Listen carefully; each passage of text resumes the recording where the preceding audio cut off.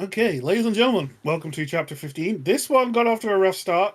We had some more, but we think we finished resolving all the problems, and it should be at a higher quality. I'm Yes, we're going to fairly be, confident we're good. yeah, fairly confident we're good. Okay, so chapter 15, getting our teeth stuck into the first proper bits of the spiritual and the dreaming of you. Yes, thank you, Ali. And we're now going to, That's just yeah. After all that, but it's natural with my British dulcet tones. yes. Everyone should be dreaming of me quite normally. Was someone talking? No, CJ, no one was talking. Never mind. No. Don't pay any attention to that, CJ.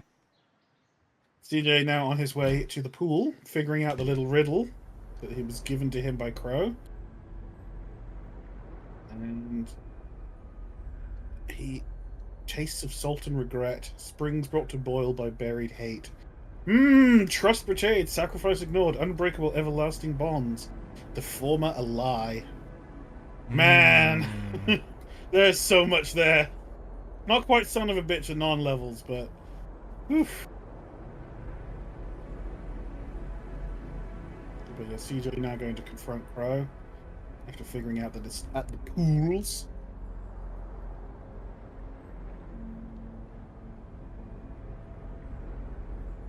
Also worth noting that everyone's frozen here, courtesy quite possibly of Carpo, or at least Crow imitating Carpo's time stop ability. A lot of Crow's powers are copies of the powers of the other goddesses, which is interesting. Yep, Carpo is here. Leading the way, as it were. Yep. I do remember that in the earlier chapters, Carpo actually helps out like a decent bit. And she nudges. She nudges. She nudges and she shows up to talk. And she actually, not gonna lie, at the beginning, out of every goddess we saw, was like actually really chill. And we're like, huh, maybe she's not that bad. I mean, that was kind of her thing, though, right? She's basically incredibly bipolar, right? Like, there's basically the two-faced mad liar is actually a pretty apt descriptor for her. Like, her madness is contained into like a slightly alternate self, I suppose. Very much in the same vein as Leia, of course. And here we have Misaki staked out over pool.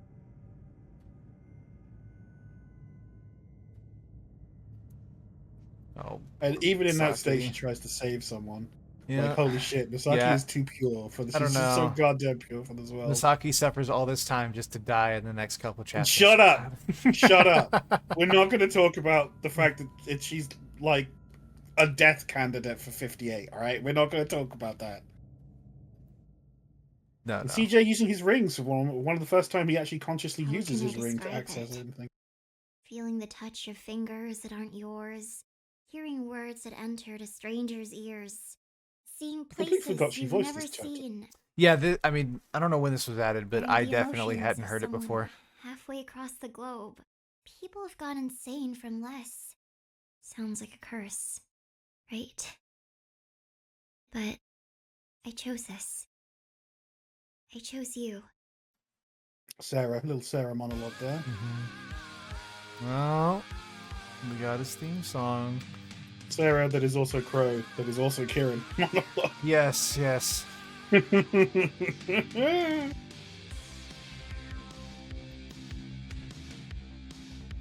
Well, we're never seeing that smile again. That's not true, probably. I mean, we will in the later chapters. We won't in the current chapters, I don't think. It's never. CJ's never smiling again. Steaming sea. Like, that would have been our first clue. Like, okay, a steaming sea under the night sky. Like, a sea. Like, yeah, she herself said, like, that's an Anon son of a bitch moment. I'm sorry, it is calling it a sea. Why as hot springs have a sea? It's completely valid. What makes me upset though is the other side is portrayed by being a giant fucking ocean, like all the time, and so the fact that Crow's domain was a fucking sea. We kind of just dismissed it. Well, right? it's the same thing with color choices in the earlier scenes. I'm like, yeah, of course. It's the other side is this flowing ocean of souls and shit. Like, yeah, of course it would make sense. And then we're like, no, but it's because Almost, she wants to be Sarah, and she is. It's... A mere wound to the flesh isn't nearly as agonizing as a cut across the soul. Bleeds longer, too. You never could help yourself when you saw an injured animal. Could you? Is that what you were, Pro? You're so predictable. Ooh. No, I mean that's actually a fair point. Unironically, that's a really good. I love that about you. Like, she says now you're herself here. several times that she was really nothing before him, and that he lifted her up solely out of his mercy. We've So gotten you could easily say this is a projection moment for her saying that. Mm-hmm. I mean, we've gotten a bunch of dialogue from the other goddesses. Like, the one off the top of my head I can think of is Carpo, describing herself as a flower, knowing nothing before he showed up. Yeah. And then, No more dreams. like, that would No make more 100% sense, because we do think more that games. I mean, that all one glory theory made I the have, goddesses, like, and it makes sense. it's been, we've had discussions in the Discord about the origins of the goddesses and Old Glory themselves, right? And it's almost impossible to say. Like, we don't know whether they've always existed or whether it's part of a cyclical event. We don't know if there was a specific origin. It more than likely is like, okay, they didn't always exist technically, but like they did because of how like the other side works. My personal guess is it is kind of like how the Chaos Gods work in 40k. Well, because it would make sense. Basically the concepts themselves existed, but they may not have existed as Carpo, as Hebe, has Old Glory, all that sort of stuff. I just find it really interesting because the four goddesses are symbolized by the different seasons, and without the sun, the seasons don't exist, right? And then we get like this thing, right? So it's like that would make sense. Like he created them, so without him, they wouldn't exist, which makes sense. And he kind of. But at the same time, it's implied a couple of times, like when Carpo's talking, that she existed before she met him. Yes. OG. Like, specifically in Leia's arc, when she gives Leia that memory to replace Leia's pain. I don't think it's any. I don't think it's any coincidence that like the goddesses, whenever we see them like in their like massive power forms, meaning like we see them in the pitch black of the abyss, and it's just their glowing forms, that they look like fairies. Like they're just like, it's very possible that they've always existed until the point when they actually became attached to OG. We don't really know. I mean, that to me, quite possibly, the encounter with OG might be what you could describe as an awakening, would be my guess. Because that would be when Carpo they made awoke it seem to like she was consciousness aware. in a form that we would be roughly able to understand. Carpo's dialogue makes it really seem like she was aware of her existence before him. So yes, I would agree. Another thing that I really, really want to point out, since we're talking about some sort of like in-game level stuff here, is that we have the seasons, we have the moon with Tsukiko, and then we have the sun with CJ, and I just really, I don't have a theory as to who this could be, other than it could be Curse Girl, but we also got told that we don't have enough information for that. Do the goddesses as a whole represent the Earth, or is there going to be somebody else that does? Because there's no way that we're leaving that out, unless we're saying that the rest of humanity is representative of Earth, which I don't think is going to be the case. Otherwise, we'd see. I mean, there's a lot of potential interpretations there. Like, it could mean a lot of different things. I'm really interested in figuring that one out. I'm excited.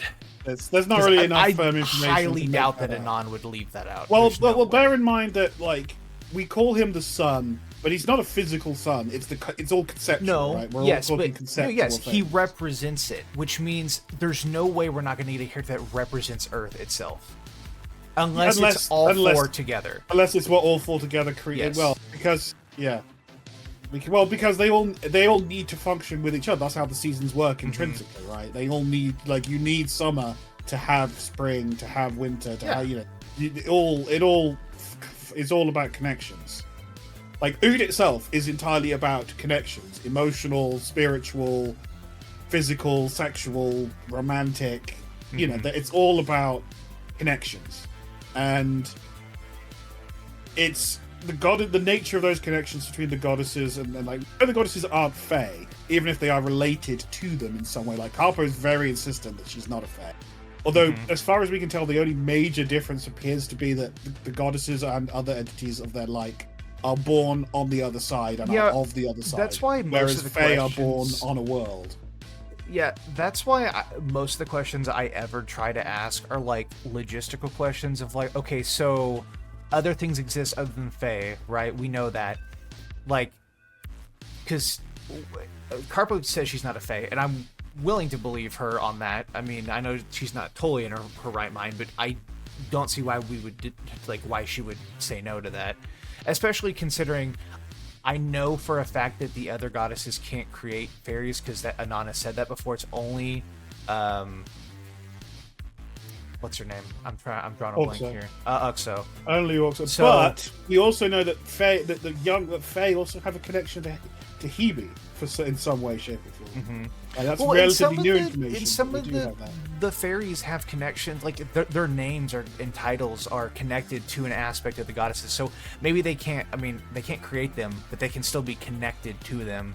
So I mean, that would make sense, right? Yeah, because they embody different. Because based on where they are, we know that Fae are different based on where they are formed and where they live. And we've only seen nature Fae. I mean, that's the only concept we've been introduced to. I mean, that makes sense when you think. I mean, yeah, it does. I just find it really interesting that, like, we know that there's others. No Fae. Well, we know that other Earths exist with like it in the past with more magic and like more nature stuff, and we would assume, considering like Anon has talked about wanting to do a game in space in the Oot series verse, whatever you want to call it. Well, we are going to space. Yeah. In Oot. Yes. Like, well, I know with Ashley's arc we are. But I mean like an actual physical world that was more focused on technology, more advanced. Like, I just found that interesting. Anyway, that we've drove on for long enough. We need to continue forward. We're going to be stuck on this. I mean, there is one more thing I will throw in, which may feel unrelated, but I think is actually important. No, go ahead. We don't know Old Glory's name. Oh, no, we don't. I mean, we just got told it was No Old one's Glory. mentioned his name. Okay, but let's keep going with this chain of logic. No one's mentioned his name. Not even the goddesses, not Crow, no one. Yeah, right? They just call him by his titles and stuff. So, okay, exactly. So, who else do we know that people have forgotten their name? Like, just Hayato. their name? Just then, Hayato. Yeah. People have forgotten Hayato's name. He removed himself from the world, and his actions spiritually are fading him out. People can't remember his name. He's always referred to by even like anyone outside the gang refers to him as the former richest man in the world, or the founder of Hidaka Corp, or the first well, that CEO. would because that would make sense. No one comparing it refers to to him by his because name. they all call him by his title and everything like that, and then they talk about what he symbolizes, just like they would talk about Grandpa, what he was. What I'm saying is that one of the consequences of the shattering, I strongly suspect, is that it's a shattering not just of the physical or spiritual self, but of identity. There is no fixed identity in place for Old Glory anymore. Yeah, I mean, that means you would need to reclaim. So what you need to do is reclaim his name. Yes, I agree. That would make sense. Okay, so what if we consider then that part of CJ's path, maybe even by the end of Ash's arc, is reclaiming OG's name for himself, because he says himself in 5051. It's not CJ's not my name. It's just the initials taken from these two people that died so I could live. Am I Jacob? Is that my name, or is that the name that should belong to this kid whose face I stole? So I strongly suspect we're getting like CJ's gonna. I mean, he, like your theory says, could find the old name.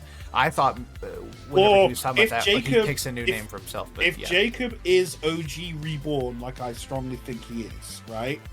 What if one of the last things he does is give CJ his name? Yeah, I mean, that definitely makes sense. I mean, that would definitely track.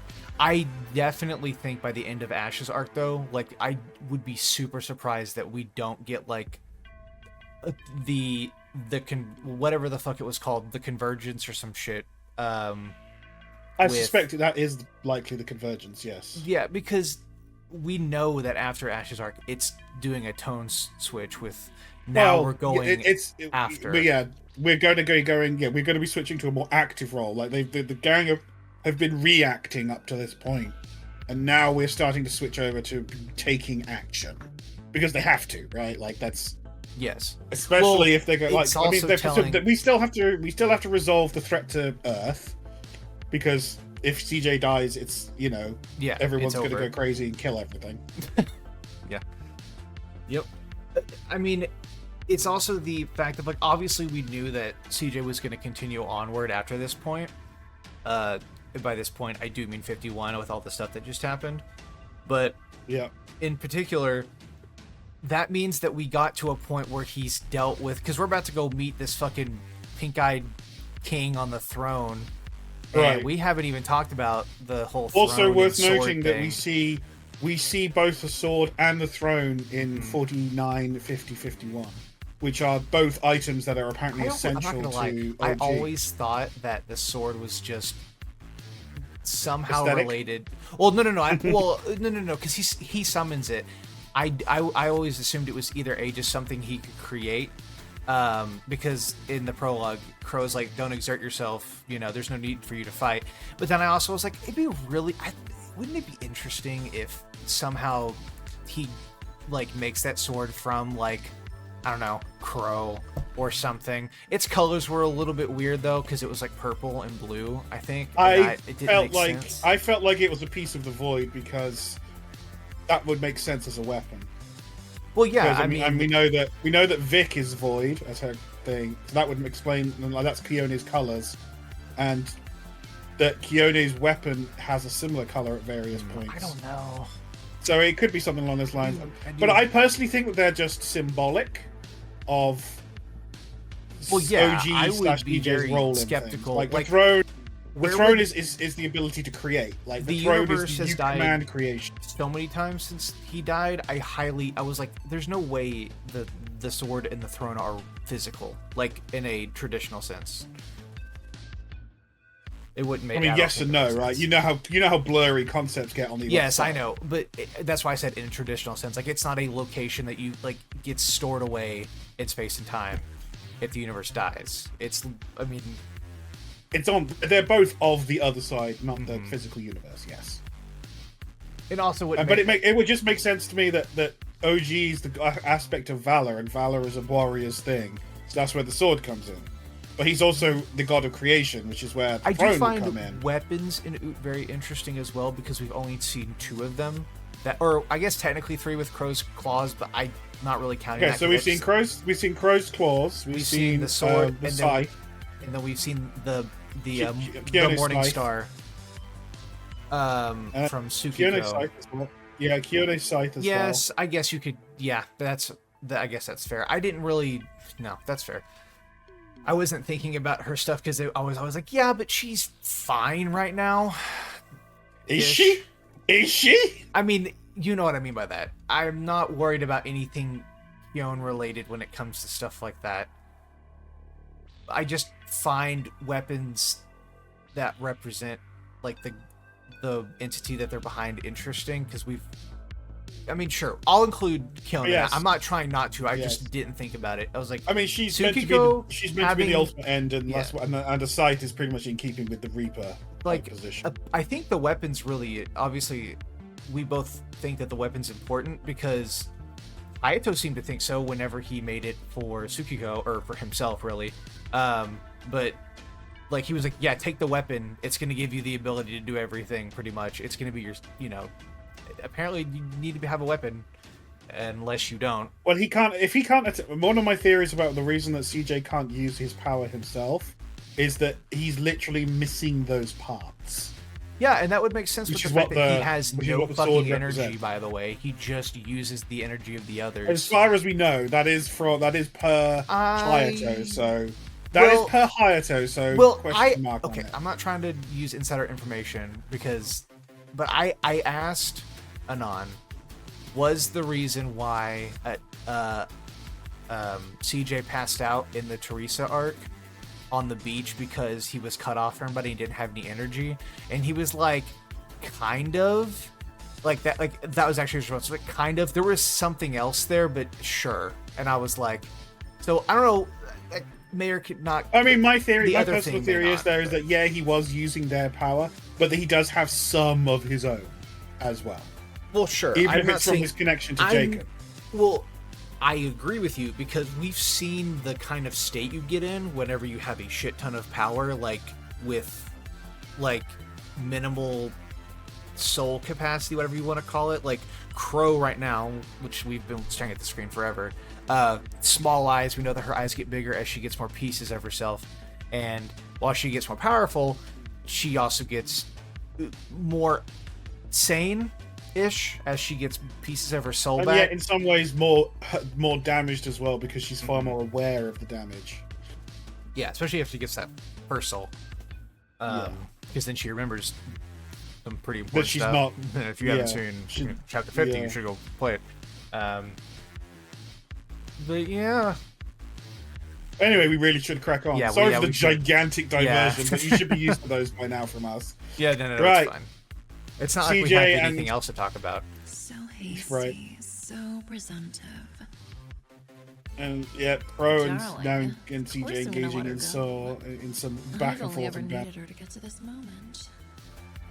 We'll be together once more, darling. It is actually really interesting to look I'll back never at what tear us old apart Crow again. looks like, and it's not just from a design perspective either, but simply because, man, she is so different from how she appears in the later chapters. Yeah, I mean, she's missing parts of herself. You I worry too much totally about this don't flimsy attribute shell. this to early game jank or anything like that. Like, this is 100% intentional. She looks this way for a reason, especially because Anon does some of the he redoes some of the renders and makes her look, except for the updated hair and some updated stuff, she looks exactly the same, and it's intentional. I mean, she looks a shell of her former self. It's super intentional. I mean, it's interesting what stuff she's talking about right now, that she's so entwined with Misaki that when she leaves, Misaki will die, right? Which to me means that there's no third soul that exists yet in Misaki, right? Yes. So I would assume to Kieran me doesn't exist yet, technically. Right, is what I'm saying. But that's what I'm saying this is proof of. So this whole thing of two souls creates a third soul. Yeah, that makes Which sense. actually would make thing. that would make way like that would actually fit the puzzle piece of like how did Kieran like lose her virginity in the like because she was still she Crow. didn't. Because she's still Crow. Yeah. I mean, she's still Crow. And she is still Misaki. Everybody knows what we mean when we say that. But yeah. This game's fucking confusing. I mean, bear in mind, Misaki lost it then as well. So.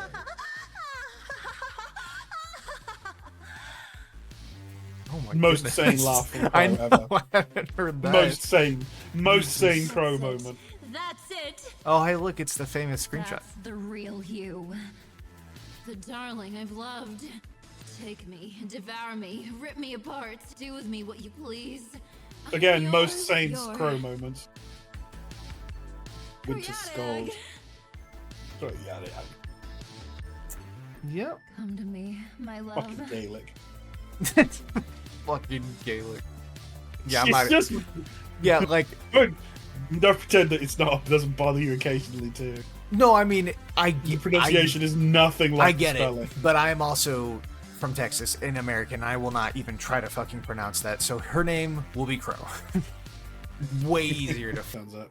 Darling, There we go. I think that only does 1 damage to me, if I remember. Yeah, you only take minimal damage. Ooh, you've got me hot and bothered, darling. That's a good Crow line. Especially with that look, yeah, when Renda. Oh, still thinking of her, even after all. But I mean, that? this is Crow at her absolute Why don't I worst help right put your now. mind at Like, ease? full-blown beady eyes, almost black. She's a miserable rat, you know. It wasn't my intent for her soul to be twisted. It the way, really but it was, fun to even if she watch. wasn't conscious of it. It really. This is hashtag blame Crow. It's just all Crow's fault. Fine. Be This is, putting like I her said, out this in is this Crow at way. her very worst right now. Part of her That we will actually be. get to see directly. All I have to do is push this a little further. She does not like have seeing to, you care about others and then hate it. Yeah. You don't know what they'll do to you if I. Please don't think I enjoy causing you pain like this. No, she doesn't like causing the other girl I pain, just him. understand. I do, but there's no choice. I'm sorry, darling. I have to. It also shows you just how messed up Can't Crow is. lose you. Not again. You'll have eternity to forgive me.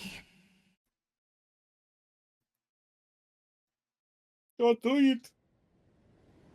And then in Do comes you our know girl. why I chose you? I didn't know what you were, if that's what you think.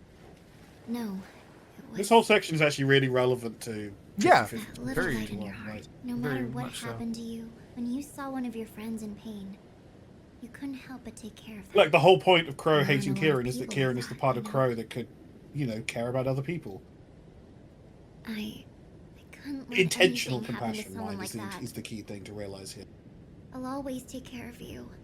I know what you're going through now is difficult, but And if I you need won't proof let that you go Crow through it is alone, truly CJ. not beyond redemption, it's the fact she can cut spirit, see and cut spirit What? channels, where Kieran can't.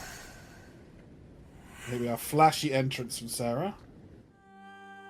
And also worth noting that the reason Crow couldn't feel Sarah coming is that Sarah is Crow, so she didn't feel anything strange about Sarah's approach. You're probably right. You're probably right, but I love the idea that like anything that we don't like have an explanation for now is just because it's because she's Crow. There we go. That's it right Because there. she's Crow. I mean, one of the it's a theories valid for reason. the It's a valid cursed girl reason. is that she's Crow. So like, there's Hurt. Stop hitting Be yourself, my Crow. replacement. That wasn't a great way to introduce yourself to your superior, child. not so superior from where I'm standing. What? Crow Tell me your arguing name. with Crow. Fine. I am Oh, Anya, the Summertide. Very impressive. I do kind of You miss give early yourself Crow that some in title, some way. child. Yes. Hey, look. I'm telling you. Did you give yourself that title, child? Think about this for a moment. She's literally, it's the name that she took as Sarah, as a piece of Crow, when Crow always wanted to be a dragon beneath the waves. So Yeah. in a sense, odds are, yeah, she probably did. And it's the one that you would want to pick. And just what was that attack? Yep. She's mocking herself. Yep. I know. And she's gonna attack herself too, and we're gonna. Stop hitting yourself. Stop Guys, hitting yourself. don't hurt yourself. It's never worth it. Very clever. If I were a frolicking weakling like you, I may have had time to capitulate. To attack me in my very sanctum without any warning, you must have gathered power from Our months to do sanctum. that. Forgot me There's as a one moment. problem. To attack me in my very sanctum, you must have Oh, gathered. I power genuinely months to thought do she that. said R when you said that. I No, was like, "There's no, no way no. that they said No, that at the she beginning." didn't. No, she didn't. You made me There's look. one problem. It didn't work. I'm still here, and now it's my turn.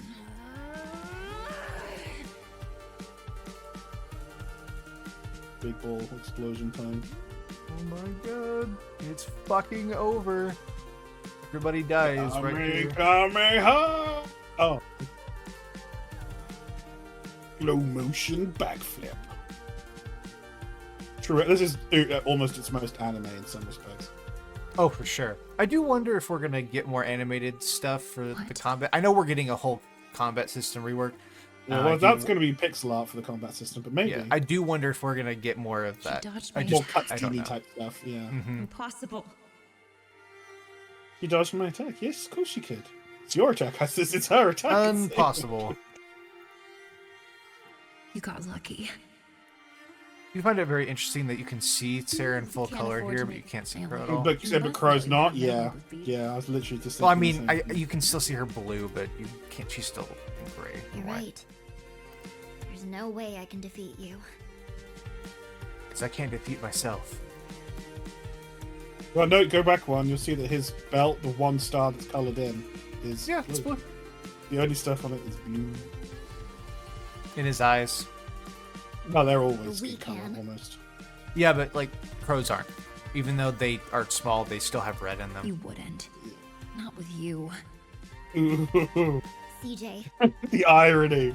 I feel like this deserves a son of a bitch, just overall. Yeah, sure. There's nothing I mean, like there's no singular line that stands out like normal, but just this entire sequence and interaction is just like, Trust me.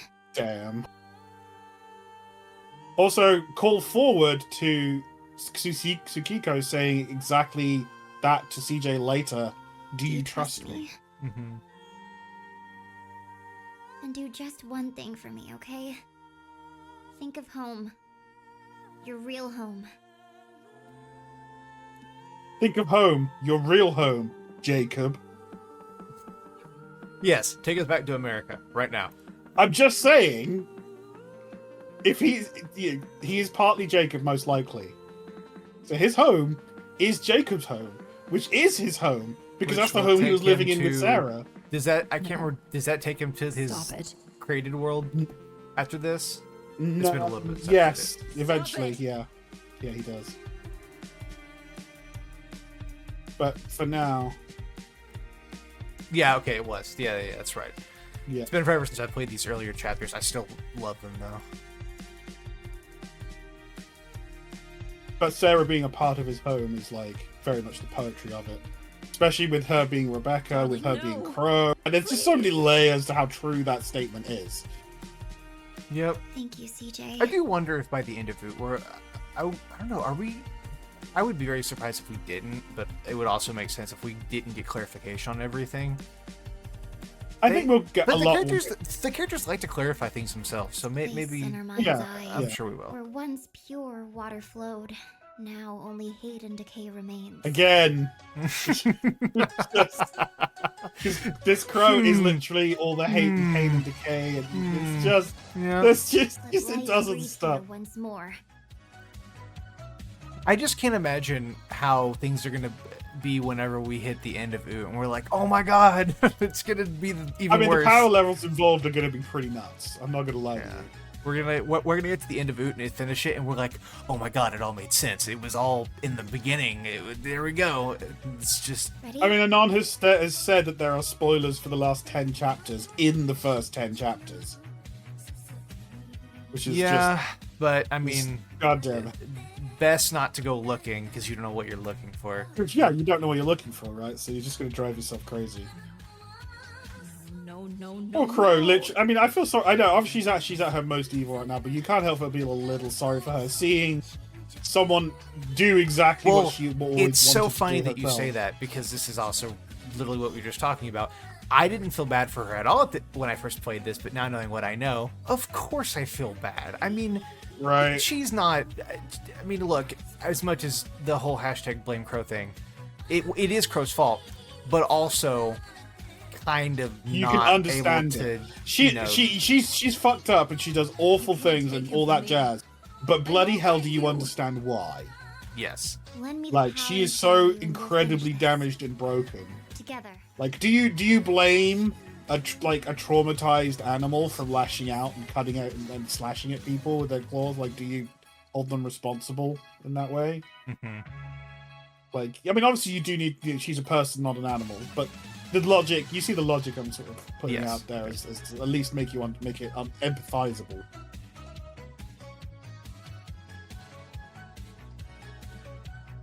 There you go. We can skip it and just... Yeah, so you have to heal her, by the way, guys. Thank you, Pro Snow. tip. You heal Snow. Misaki to end the combat sequence, just so you know.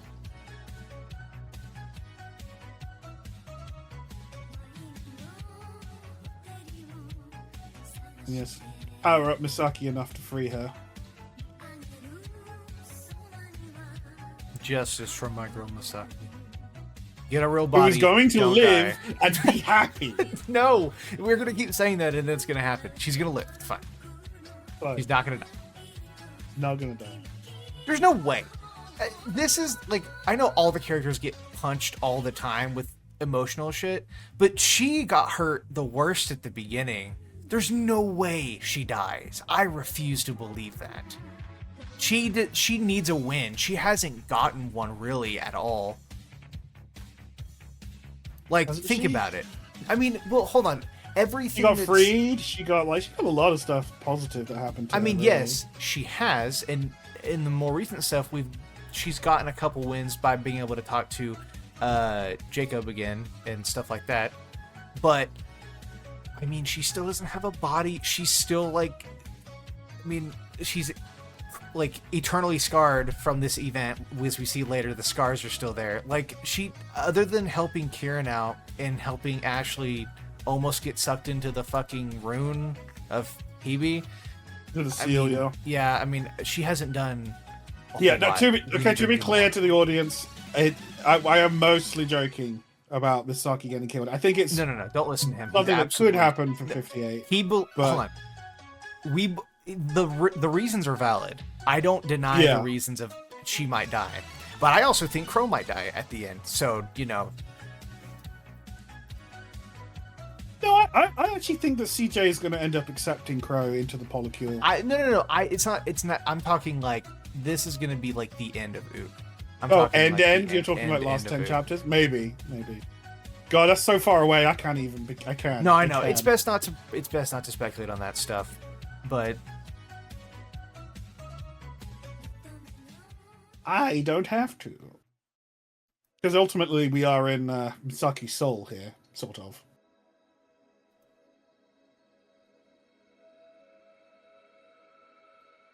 You belong to me. See, it's interesting that she says that.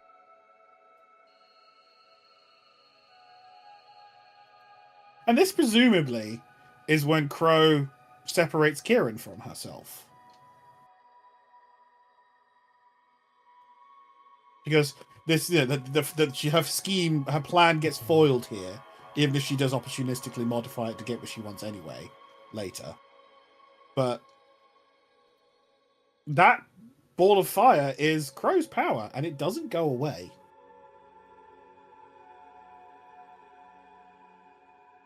Which is ironic, because that's what she'll be doing. Yeah, like, if you really think about this logically, this kind of possession, Misaki should just take back over control, but she doesn't. Kieran does. No.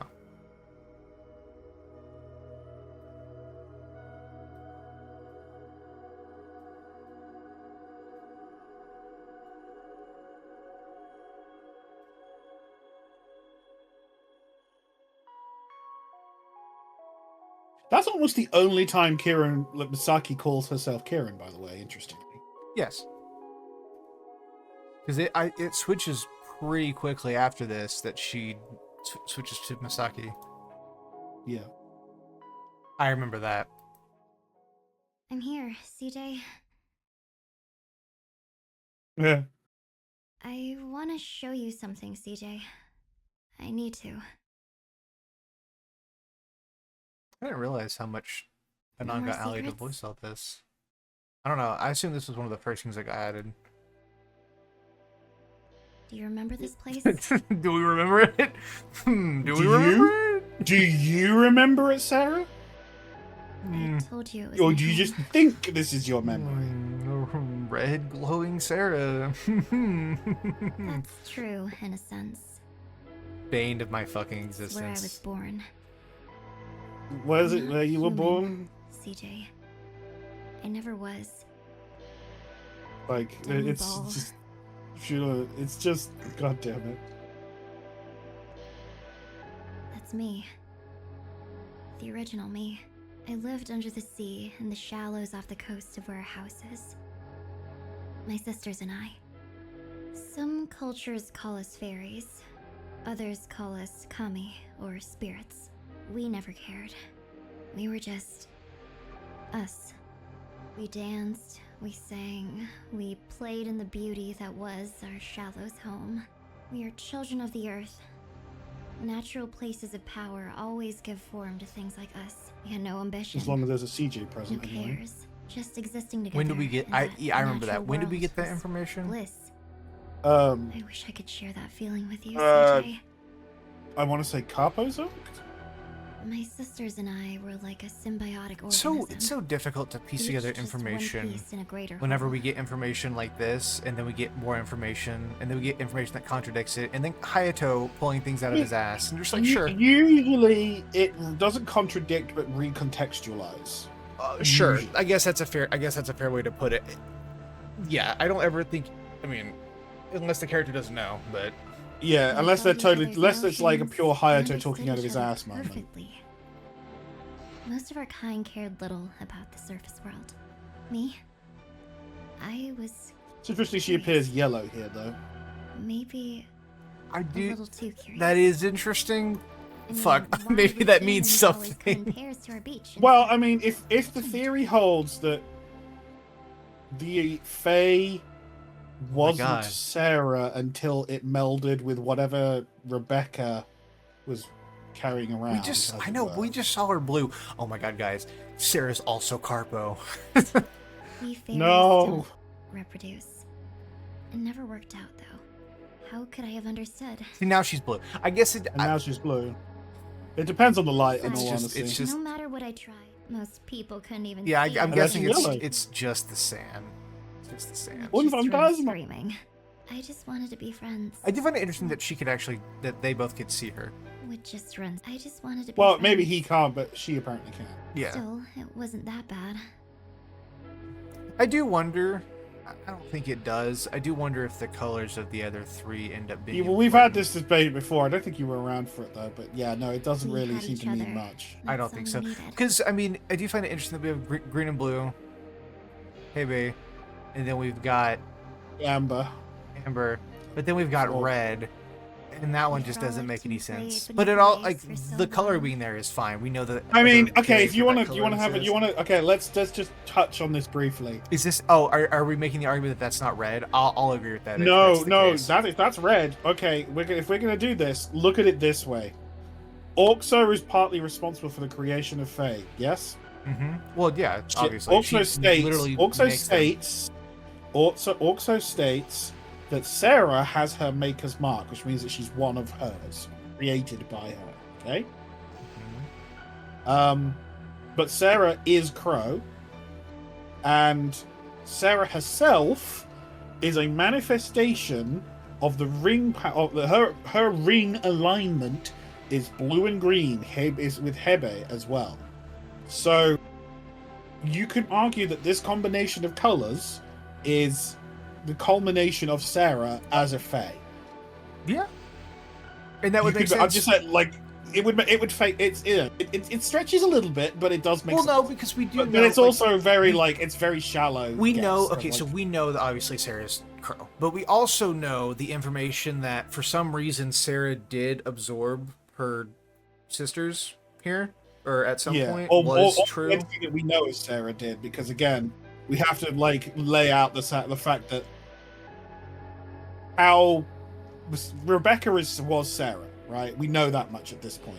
So how did she become the Sarah that we know? That piece of Crow Right. So somehow this is a big from question. Rebecca Is Sarah. Rebecca a piece of a piece? Is Rebecca or is Sarah a piece of a piece? Well, of, hold on, like, the hold Sarah on, part? hold on. There's so many layers Here's of the play theory. here. So Sarah says literally in this chapter that she chose CJ, even though she didn't know who she was. So what if?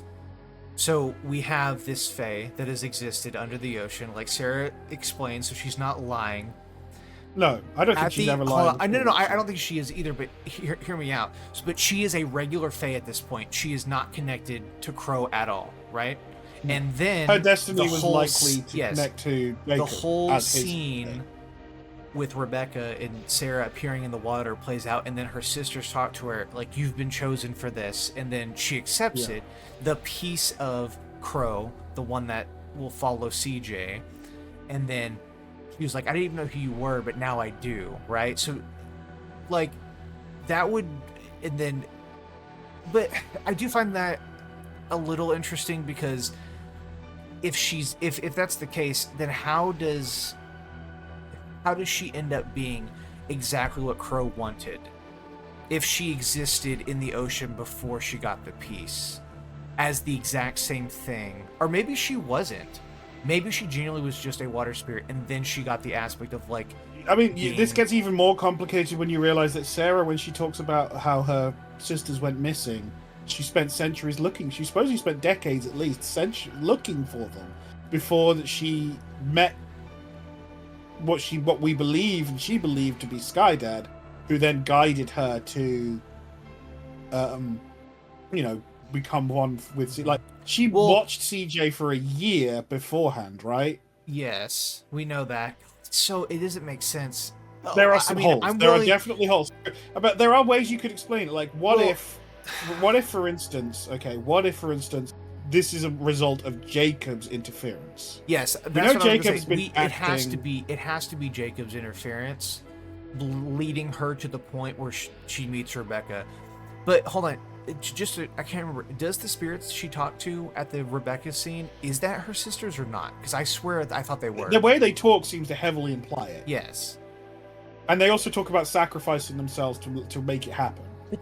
but then Sarah says like she absorbed She them, saw- or Yeah, but and maybe then- she and then could. they Maybe disappeared. maybe it's not that they were dead by that point, but that she simply couldn't see them. maybe. Okay, so Yeah. what if Jacob goes out of his way to try to save Sarah as well, because he doesn't want Rebecca, his mom / Sarah, to be in agony, right? Mm-hmm. So what if he went backwards in time at that juncture or some other juncture to set up a situation where Sarah would be able to take the essence of the Fae part of whatever level that is from Rebecca, or even maybe Rebecca's whole soul. Like, we don't know that Rebecca has a soul. She's been in a catatonic state ever since the events on Yeah, the beach. I'm willing So to what bet if- that the soul and the shard that she has are pretty inseparable, and by removing the shard, you would probably just fucking like it would make sense. Why she doesn't move Whatever's anymore. left, whatever human part of the soul is left behind, that's the part that keeps popping up in CJ's illusions, fantasy sections, right? That's the remaining human part of that soul who just wants her son and her husband, mostly her son. Yep, back. and she would still be connected through like Thera, Yeah, so exactly. that would make sense. Yeah. I mean, one scenario I could see playing out for how the things could resolve between man. CJ, Rebecca, Yeah. and Cameron is that if Rebecca accepts CJ as Jacob, her son, then that will bring Cameron to do the same, and then they will sacrifice their essences to meld with their respective parts. Because Yeah, Cameron I is an OG shard. I could So, also see What if Cameron folds his essence into CJ / Jacob's, and then Rebecca folds hers into Sarah? Hmm. That's just one theory I got Yeah, kicking no, around.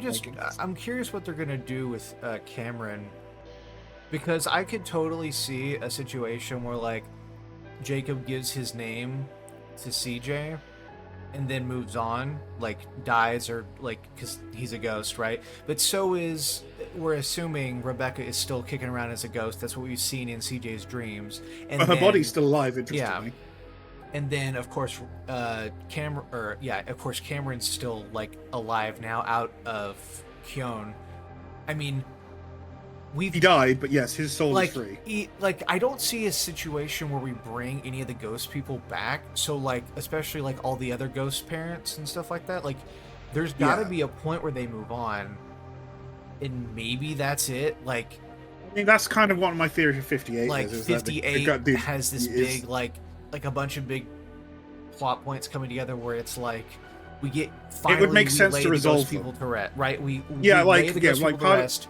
CJ claims part the of- throne and the sword and the name. And then the rest of the route is him like living up to the responsibility he's now taken on to try Finally- and fix the goddesses, Yep, all that jazz. that So, would seem Like likely one to of my me. theories is that for one of the one I'm actually more leaning towards is that the Ghost Squad all correspond to the existing Shard girls, right? Mhm. They all have parents from them, Hector to Teresa. Except Ashley, but sure. I guess Kay? I guess Kay now. Kay, Fuck. yeah, yeah. Thank God damn you, it. Kay. Oh my So, god, why'd you have to if fucking that- die? Now it all If that's fits. the case, if all that is the case, presuming that that's Would the make case, sense, right? too. Mhm. Then if each of them then give themselves, because Hayato states at one point that he managed to delay the arrival of the goddesses, and that's what we believe the events of the storm represent. That he Yes. delayed their attempt to ascend Cameron, and there is an idea, there is a possibility or hypothesis I kind of mess with that Oh, the, that would make the sense. time needs to basically be fixed, right? They need to fix the bump in the timeline that Hayato's actions have created, the confusion. Mm-hmm. So what if those Ghost Squad family members can't move on until they fulfill what should have been their intended roles? But they can't fulfill them because Cameron's dead, but CJ's alive. So what if in 58 or some similar point, they give up their essences to their respective children, alongside Cameron and Jacob giving theirs to CJ, which will allow him to, karmically speaking, and the girls, Leia, Vic, Ash, so on, will allow them to, karmically speaking, fulfill the purpose that they were meant to fulfill in the first place, and it restores the timeline, more or less. Yeah, because then that would get. I mean, that would take care of everybody. I do find it interesting that like Rebecca doesn't like. It seemingly is missing her soul. Like she cannot move. She's catatonic or whatever. Like she's not in it like any sort of livable state. Well, we know her soul is around and just it's still on the beach, right? Okay, her soul is still on the beach. That's interesting. So if we're thinking that this is like we're going with the theory at this point, just for the sake of conversation, that the piece that got removed was just the piece of Crow, and somehow that's separated from the human part. I just find it really interesting that, like, especially in like Vic's mom and Leah's mom, who we just like we both agree that the original parents were the intended ones to be like possibly, even if the timeline still doesn't quite match up because of Cameron's age. Cameron is too young to have been, because the storm happened 35 years ago. Cameron is only in his mid-20s when he has Jacob, so he's not even born, although only by a handful of years. Well, by Jacob the time isn't born, but Cameron is, and we saw him Cameron get the isn't... rings. Yeah, but Hayato himself says that Cameron is just as out of time in that sequence as Misaki is. Like great. That he shouldn't be there either. To be there, so they pulled him forward. Very fucking weird. I still fuck, that would. I mean, that makes me think that Hayato killed somebody else that we don't know about. I mean, fuck me.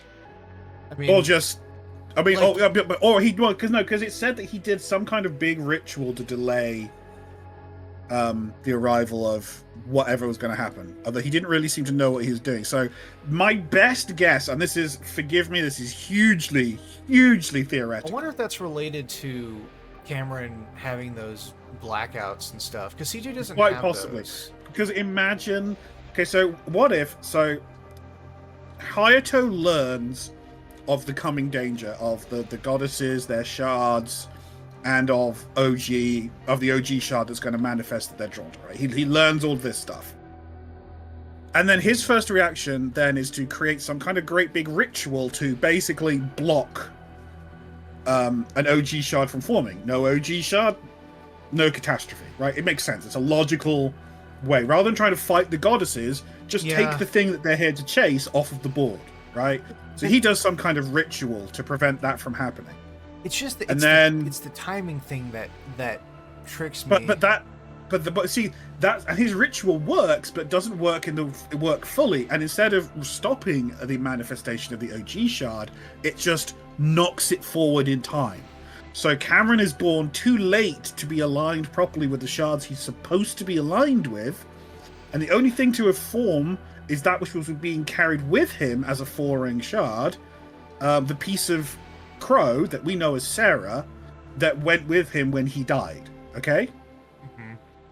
So we've got Cameron now exists in the wrong point in time. Not that he knows that, which we could explain his strange blackouts and all the constant visions he's seeing, because he says he dreams constantly of the various shards. He dreams of Kay. He dreams of yeah. I mean, it seems like I think it's very high likely that the blackouts and stuff are caused by this ritual. It makes sense because CJ doesn't have that. We don't have anything else that would. Yeah, no one else seems to have. We don't see anything similar from the other shards. Yeah, from anything. Nobody's been blacking out and then going on, like because his whole thing is he blacks out and then goes to different places without knowing it. But What if Yeah. he's blacking out, getting sent to the future, or wherever he's getting sent to, Or the past. or the past, and then Yeah. just randomly ending up Or his on body different is, parts or of the his world. or his soul is basically pushed to the driving seat and unconsciously looking for the shards that he's missing. But it doesn't Stuff like that. It could be any number of seems like- combination of things like that. It seems like what Hayato was doing, if we're again assuming all this, that he was bringing him forward to activate all the fucking rings, and then like what, sent him back so it didn't work. Like that's the only thing. I can think so of. the goddesses. So we know that the storm was a something that the goddesses did to ascend Cameron. That was like their big push to ascend Cameron, right? Because he would have been there and had all the conditions. He should met. have been there, karmically speaking. Yes. So, but what I mean is if we think that he's blacking out and getting sent to the future or past, wherever this is taking place, why wouldn't we just assume that the way that Hayato was trying to get around this was like, okay, cool, so we're gonna activate everything and get it ready, and then I'm just gonna send you away because that's not gonna, like, you can't be there to be ascended if you're not there. Because he can't fully countermand what the goddesses are doing. He's not strong enough. The goddesses likely, in my opinion, called Cameron to Kamigawa in the time period of the storm to ascend him, but Hayato interceded and prevented that from happening. Right. Okay. But, I mean, we do know that he stopped them somehow. So I mean, Well, we also know that somehow that Kiyoshi and Mama Ruika were involved in that. Although, why they haven't asked, that's one of the few things I'm like, well, they really need to ask Kiyoshi what the hell happened during the storm. Because Right. apparently he was on the front lines and he should know. I definitely think we're going to get an answer to that, because I asked Anon a question about Vic's sword and he didn't want to answer it. So I feel like we're definitely going to get some more follow-up on that. But I don't know. It could be important than being there. I'm more inclined to believe that, like, because that was her whole fucking job, and all of a sudden all these half souls just appeared out of nowhere. That she was trying to hunt Hayato when she met Kiyoshi in the alleyway. Like, she was trying to. Oh, right, she was like, "How do you know that spirit?" She was like, "How do you know that spirit?" All that. She was super suspicious of Kiyoshi at that point, and so she has this. And also, Ayu mentions at one point that the only person who could catch her when she was on her murder spree was a man with no face. And there's a lot of stuff here that could but basically, to try and draw this back, because we are getting so lost in the weeds right now, basically the theory kind of comes back to the idea that we still don't think that the parents were the intended to be shards before they got bumped down a generation. Like, they may well have been. Which There's a couple of other circumstantial elements to this which could like align with why I swear that's the case. Like, it's weird that Vic's soul has a fracture in it. Like, generally speaking, right? Like, because when the spirit, who we now know to be Jacob, says it's like, this one should have been the strongest ever, I don't understand why this one is flawed. Talking about why Vic's soul has a hole in it, which is odd. And it's interesting that the method to fix that is a melding of a piece of her mother's soul into Vic's to make it work. That makes, like, with Vic and her mom sharing the exact same curse. Like, Vic was supposed to die as well. She doesn't, but her mom did. And then, like, I swear Uxo straight up said, I swear in Uxo's arc, we straight up hear that Teresa's mom was a shard. I swear I remember that being said.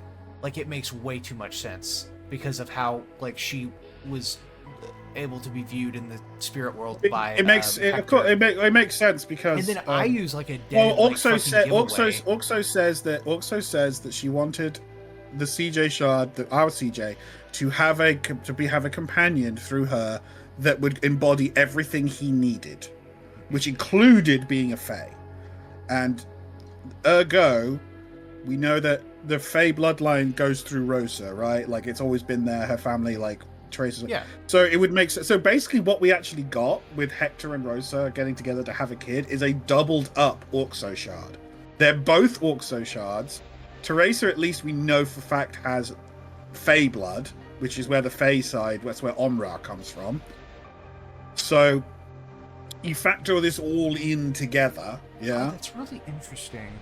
Man, I So really wish we. So no, keep going. But I have another point to make after this. No, go ahead. You go ahead. Well, I'm really happy that we have. This is a bit of a side tangent, but it makes sense. So we don't. CJ is not a good baseline for things that happen to OG shards, because CJ is very interesting and unique. Obviously, He's unique in many ways. And then we have this contrast with the other group, right? Who I believe they talked about when CJ was like, "Yeah, my dad's a god," and they were like, "Yeah, but our dads weren't," right? It's kind of weird, right? We never get to see, like, we assume with Cameron and Jacob that the same thing that happens with I'm just gonna assume that the parents were supposed to be the intended for this theory, because to me that makes way too much sense with it fits pretty well. So yeah, like I said, I might in the like time. My tip, like I feel, I don't think it's a fact or anything. I'm not going to present it as such, but I think it's my theory about the timeline of events of Cameron being what should have been the original, like the foraying, and then he gets knocked back by something that Kayato does to bump him down the timeline, so he's born later than he should have been, basically. And then that causes like this whole mishap, partly this whole gap. It's what, in a sense, probably allows CJ to fill in the gap. I mean, yeah, especially, like, it doesn't make any sense to me, them wanting to ascend this shard, and then all of a sudden Jacob's born, and then they just decide to kill him, like, straight up. Well, like, Jacob may well have just been collateral damage from killing Cameron. Like, the goddesses don't seem to care a huge amount about collateral damage. So, hold on. That's the thing, is I agree, but they originally were trying to ascend him. They failed. Cameron's still alive. It has all the requirements to do it again. So either they can't do it again or they don't want to. And I'm of the opinion they didn't know that Jacob was around. I agree with you on that. It's interesting. It's interesting to know that we know that goddesses cannot act on the material plane except through their proxies, right? Yes. So they don't have. Sure. It's interesting to know that they killed Cameron without any of their proxies. Well, because again, maybe the reason is because it wasn't just one of them, it was Carpo. But that makes an even bigger question of why the hell would Carpo and Keone ever work together? Yes, at this point. It is really interesting, because we definitely know that they're, basically this all boils down to the simple thing, there's just giant holes in our information that we just can't fill in yet. But my whole point of bringing that up was this: if we can confirm that, like, if the parents of our cast were the original shards, right? And we can properly assume that Cameron, when he had Jacob, right, that OG shard got passed on to him and is the real OG, or whatever we want to call Jacob, just for the sake of argument. Does that mean that the other CJs that we meet had dads that were also shards? Because that's a question that relates. That's a question that relates more to an underlying thing. Like, we know goddesses shards emerge generationally, right? They're more closer to that generation. But we don't know about OG. But we don't know whether that holds true. We don't know whether an OG shard just appears completely randomly apropos of nothing, or if there is a generational aspect. I think it's random myself. I think an OG shard can just. I agree, appear. Because it seemed. I mean, like, all the information that we have, it doesn't seem like that's why I think they killed Cameron, is because I don't think that happens ever. Because the shard appears, right, which is what I do actually think, right. The shard appears, then they either die or they try to get ascended, or more than likely they just die, right? Or maybe they defeat their goddess and they live their life until they die, but they still die, right? Right. Cameron gave birth, or not Cameron, Rebecca gave birth to Jacob, which would then make that shard pass along, which doesn't happen. And with the whole theory of, like, Jacob doesn't talk at all because he doesn't want to get noticed by the goddesses, and then them killing Cameron with Jacob with him, not realizing it, that would make way too much sense, especially if we think that at that moment when Cameron and Jacob are dying, we think that Jacob's actually being like ejected his soul, which is what we both think. Yeah, I mean his lack of reaction would seem to then, indicate that he's because then the goddesses are like, oh, cool, so we just ate Cameron, and then that was it. That we got the one that we needed, except for some reason, then we decide to make the perfect version of him because we've eaten that shard. There are so many questions around why do the goddesses react to CJ the way they do when Cameron has already existed, right? Like, he's a 4-ring, just like CJ has 4-ring, well 5, but you know, like the goddesses don't really seem to count Tsukiko's ring. But you see what I'm saying? Tsukiko is a new development, but yes, right. But they don't. And none of them seem to react. They make no references to Cameron having existed previously that we are aware of, and Orxo at least has an excuse, because Orxo is blind. She's working blind, so she can't see. She doesn't see that. But Carpo and Kione literally killed Cameron. Why would they not, like, have some kind of, like, connection? Why would they not even look at a connection between Cameron and CJ? And the idea that they were working together back then is just, it's crazy. It's like, so weird. Nobody's talked about that. That's insane. I'm glad we brought it up, because it clearly shows both of them. They both use their powers to kill him and not destroy the world. They were working together. Something that we've seen that shouldn't happen because they both have their interests are different. It doesn't. Yeah, weird. Like it doesn't make. There's a lot of really weird stuff going on around the Cameron. All right, situation. We should press forward though. Yes. I suspect this is we're only going to cover a couple of chapters, but this has at least been very interesting discussion. Yes, incredible. I love discussions whenever they get like this. I know they get on sidetracks and stuff like that, especially talking about stuff that we are not even in this chapter. They made ships from metal instead of wood. That's the nature of Oot, I'm afraid, when you're doing a retrospective. Everything spins off into things that are current or near current. Well, because everything's connected, because the story's really well written. You can't talk about one piece without going, oh, by the way, this is because of this, and then it just leads on like. And then that connects to that, and then that is because of that, and now in reference to where we're currently at. But one day. Yeah, see, Sarah here talks about how her sisters start to disappear.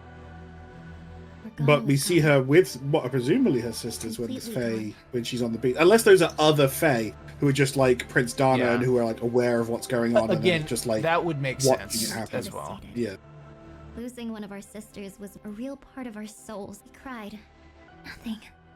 40 years later. One day she was there. It's interesting that she doesn't voice their names. Which could actually be symbolic of her forgetting their names, because she does. She doesn't say Morgana, does she? 40 years later. She doesn't. She says Anuhea. It doesn't say Anuhea just there either. Oh no, she did. Hold on. 40 years later, Anuhea. Oh, she does remember. So she remembers at this point, but she's forgetting their names later on. The next day, she wasn't. They weren't real, Rayze. In the blink of an eye. I'm willing to believe that this whole entire thing Sarah believes is real didn't happen, and that the whole beginning with her becoming herself from Rebecca is the actual truth. This is just not real. Or both could be true. Like this could be these could be the memories of the original Fae. If Crow did not specifically say that this is the form that she wanted, the sea dragon, this whole thing to be underneath the waves, I would be fully on the page that no, Sarah was a random spirit that got given the gift. Can I just throw something in there that's going to get your noggin jogging? Mm-hmm.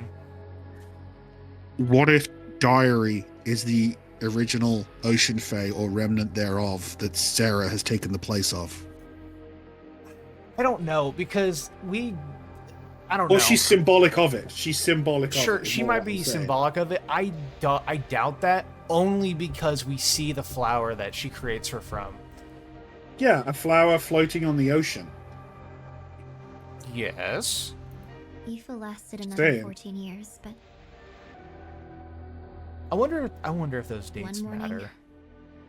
Or like those are specific dates. It's not like another 50 years. Another 50 years. It was like. Well, she doesn't say how long she actually searched for after her last sister died, so we don't know. I was shorn of 3/4 of my very being. Oh my god, 3/4 of your very. Interesting. Oh wait, hold on. Wait a minute. Hold on. That is very interesting. Because hold on. I mean, it probably doesn't mean anything, but I do like that the colors were red, Crow. Green, kind of Misaki. Also, we've seen Kieran associated with that color as well. And then the orange being Diary. But Could I describe you that know. kind Yeah. of pain? I searched and I searched. I mean, I don't think pledged that's I them. wouldn't I'm rest just saying. I until mean, it could be found them. symbolic. Like I mean, this is the problem whole with thing, color. This is the problem with color theory. It could connect to things sometimes, or it could not. right? And you'd think that if Never another Crow trace of him. and Sarah do some stuff together, she'd be purple because that's how fucking colors work. But you know, we Maybe. also have, different Maybe, shades like, of you could- purple. It's like They're they different never from the existed void. in the first Who place. knows? I looked for so long. It was just like they had had never existed in the first place. I looked. I kept going. Kept hoping. I mean, here's and I another hoped. thought that could really hurt your head. What if those Fae that she's remembering aren't the ones of the ocean Fae that she was, but were the Crow's original sisters, and her memories thereof? Yeah, But she's I just mean, that remembering like they're from the ones from under the ocean. well, that would make that actually could be cool. Like, Sarah gets born here. Her sisters don't actually exist. It's just her memory of her being Crow, and then she says it's like they never existed. It's like, yeah, because they never did. That Not could here, be- at least. Not Yeah. then. Until then, stand Couldn't back and do it rejoice. anymore. No. I had spent the better part of a century. But she spent the trying to better find part of a him. century. Every That's second like, that means at passed. least 50 years, Well, which she would says predate even the storm. I agree, by the way, that Sarah's definitely like she says she's like over 300 years old. And I have no reason to doubt her I on was that. tired. On her actual spirit So form. tired. But we know Rebecca wasn't, obviously. So Yeah. I don't think she has the piece There yet was at nothing this left point. for me now. No, I I'd don't always think so thought I was either. silly for my curiosity about the surface world. But the sunset, so beautiful. I wished I could have shown them. They say when fairies die, we're taken back by the earth and reborn in some other time and place. I don't know if that's I true. wonder if that's relevant. They That say when fairies die, they Well, go back, yes, okay, and get Taken back by reborn. the First earth of and all, reborn in that's some other time and that is place. an interesting comment. But who is they? Other Fae? Like it Yeah, has to be. you, So yeah, the other other, Fae, yeah. so the Fae generally believe that when they die, they go back into the earth and reborn in some other time and place. I mean, Prince Dana references something like that for her sisters, I believe. have we seen anything like that happen? Because no Prince Fae- Dana says that No- Prince no- Dana says that they've moved on when it comes to her sisters. Some of them, Yeah. like, she does say that. So we maybe haven't seen any Fae die. Actually, we've seen them get No. split. We haven't seen any of them die. It's very I interesting. don't know if that's that's true, assuming death but if even it is the same thing for a Fae. I just hope my sisters Well, will be there on the other side. Waiting With for the me. amount of times, like with Sarah almost disappearing after this whole scene, and then with at the end of 51, her implying that like, yeah, you could just destroy the world, but it's okay because you could remake me, implying that they actually do vanish, like completely. Like there's like they're not going to be thrown to the other side. I would presume if their entire world is gone, because that's what they're born from, is the world. So if their entire world is gone, then yeah, sure, they're all dead, like no question. But we're talking about in the natural course of events, and the world is still there, and the Fae just dies off, and then does it come back out somewhere else on the world at another point in time? Yeah, especially if the world dies. Like, I don't know. Is it implying that you get born on another world? Like, lots of worlds die. Maybe because your of their soul CJ shard passes into the dies. other. So maybe the soul, maybe it passes into the other I can't side. remember. Can Or maybe there's a travel? reincarnation chain going on. Like we don't know. We don't know. I can't I remember wanted it Fae to be travel at beautiful. all.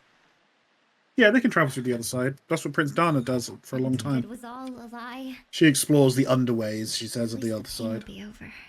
I was ready. But that's when I met him, your father. I couldn't really see him. It was more. It was like more. See, this is really interesting. fate. He told me to wait. He said he could take the pain away and return happiness. that to green? me. Like I would just have that to do really something for feels to me him like in something return. like Jacob would say. Like, you know, Why is offering that- hand, because Why is that green and blue? dude, I don't. You're gonna go mad. I had no idea what No, he but was that's talking about. clearly I was intentional. far beyond words by that point. It's all intentional. That's not 90 Sarah. years. The She hasn't background spoken is in black. nearly 90 years. So that's how long she was looking. 90 I started to years. feel something strange. My heart felt anxious. Wait, is this Sarah? Why is it Excited. green? Man, it sucks. Well, she's had several different colors. I know, but it's black backdrop. Why wouldn't it just be Actually blue? possess one. I was feeling I'm going crazy after nervous. the whole red Sarah Never thing felt has that got me emotion nuts. before. What do It's okay. fairies have to I've be been nervous there. about? Been there hard, my guy. But it was strange. Like, no. They were yours. I mean, this gets really weird when you consider So either okay, I don't want to say Sarah's lying, or maybe she just didn't remember, but this is exactly what happens, like we're assuming with Rebecca's scene, where she all of a sudden starts feeling CJ. But she also was able to feel him before she became human, so it's really fucking weird. The hair on your forehead. The clothes on your skin. Yeah, because she clearly does state that she heard CJ before she met him, right? Was that a long period of time? Or was that I can't remember if that she was says it's like I feel like at one point it gets said it's like a year. I can't remember if she's watching him for like a year. Yeah. Rumbling under my ears. No, not my ears. Yours. Could you believe the first words I ever heard through a human ear? She says the first word was Leia teasing you. him. Imagine that. We were so earnest. Just So like I think she says, is this right before he gets fucking sent? yeah, this is like the year. This is like I believe she watches him for a year before her. That's what you were nervous about. A gift. Yeah, because it's the gift he gives to give those to smaller ones all the time. the big it's birthday. Yeah, with the gift that he gives, the hairpiece he gives. Okay, to, so this is before, obviously way before he gets fucking. So this is off. Leia teasing him about the Really gift. So this is like a year roughly That's why you were so before anxious. he's forced to leave. Mhm. You even had Leia help you find the right size. Her See? Yeah. Victoria. There you go. Of course she That's left the scene it. I was talking about. It's from you, after all. Do you remember this day? Her birthday. And that's before also her no, that's mother the one passed before her away. mother passed away. Yeah, so that is Day still we a met year for the before, first time. roughly, isn't it? Although Mhm. you didn't know it. I felt what you felt. Your experiences became my experiences. When you laughed, I laughed. When you cried, I cried.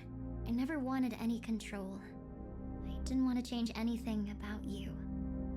With you, I felt joy I'd forgotten I had ever felt before.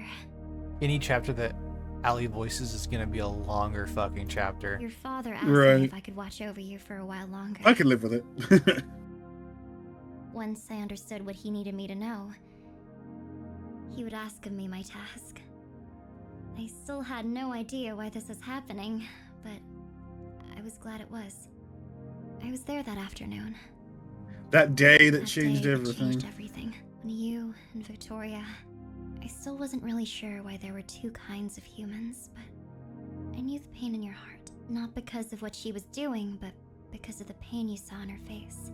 You let her do what she did because you wanted to do something. See, this is actually really Anything important to cheer her up information because But Like- that didn't work. it shows that it was rape, but not a rape. Like it was certainly You dubious, saw the pain in but he your did go eyes along and with it. But so the assumed- question becomes as to whether, was that Yeah, him being hit?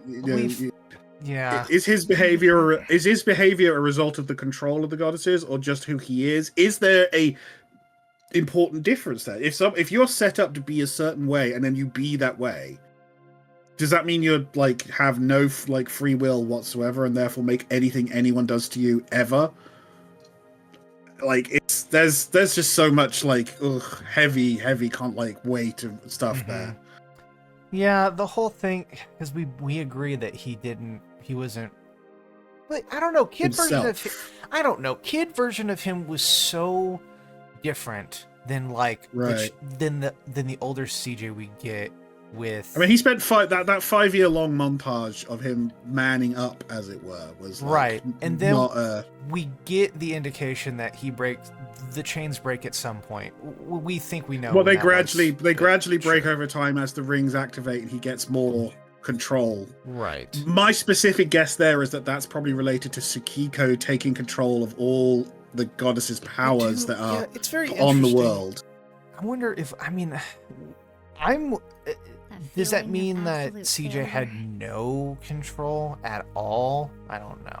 Okay. So I tend to think of it more as a case of nudges and pushes, and also a pre-programmed set of emotional personality traits. But when I say these pre-programming, I'm talking about spiritually. And the way the goddesses work is through the manipulation of karma, right? They're not like constantly pulling strings, except for like unless you're doing it Orxo style. That's specific to Orxo. I'm more talking about they set the karma for this CJ to have certain behavioral traits and certain personality traits and attitudes, right? Mm-hmm. But then circumstances, the world itself bends to make their wishes true.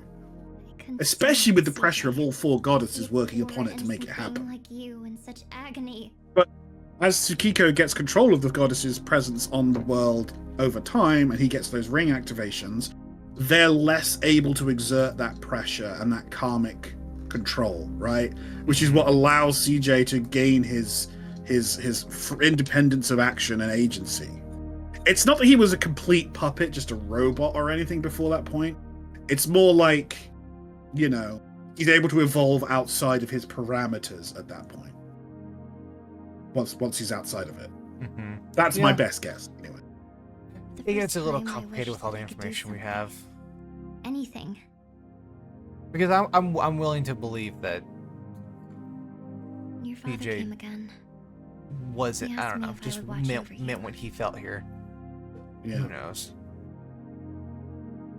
I mean, I believe he meant what he felt, but the question then becomes, were his feelings his own to define, or was he just acting in a way that's pre-programmed into it? Like, that's the crisis. I mean, actually, when it comes to that, it's kind of all, I feel like kind of at the beginning, it has to be all or nothing when it comes to that topic, because it's like he hasn't gotten a ring yet to break anything. So right now he's just in his default, like all the traits that Uxo gave him to be like the perfect dude or whatever. Well, not just Uxo, but all four in theory. Well, yeah, yes. but with the whole like condensed pureness of the fucking thing that she was talking about in her arc, with like, I condensed so many universes down, all these people, all their good traits, none of their bad. All the good traits are right. all so their hope, like, all their compassion, all their love, all that Kid stuff. CJ also just doesn't seem like he's, I don't know. Guard I mean, you. Protect you. I mean, here's another way of looking at what happens with Skydad on the beach. What if that was the first time CJ actually had agency, and that was what Skydad gave to him through that power? My life as a fairy ended.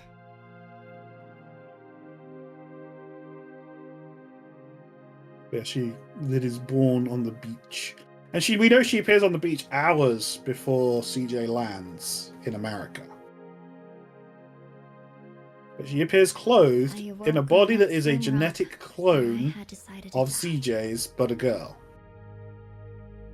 I had no idea how to move my limbs. And that house looks so much like the house that Rebecca it has to be. It has to be the same. Well, we see what happens. Like, she collapses, and then of course her father's there, right?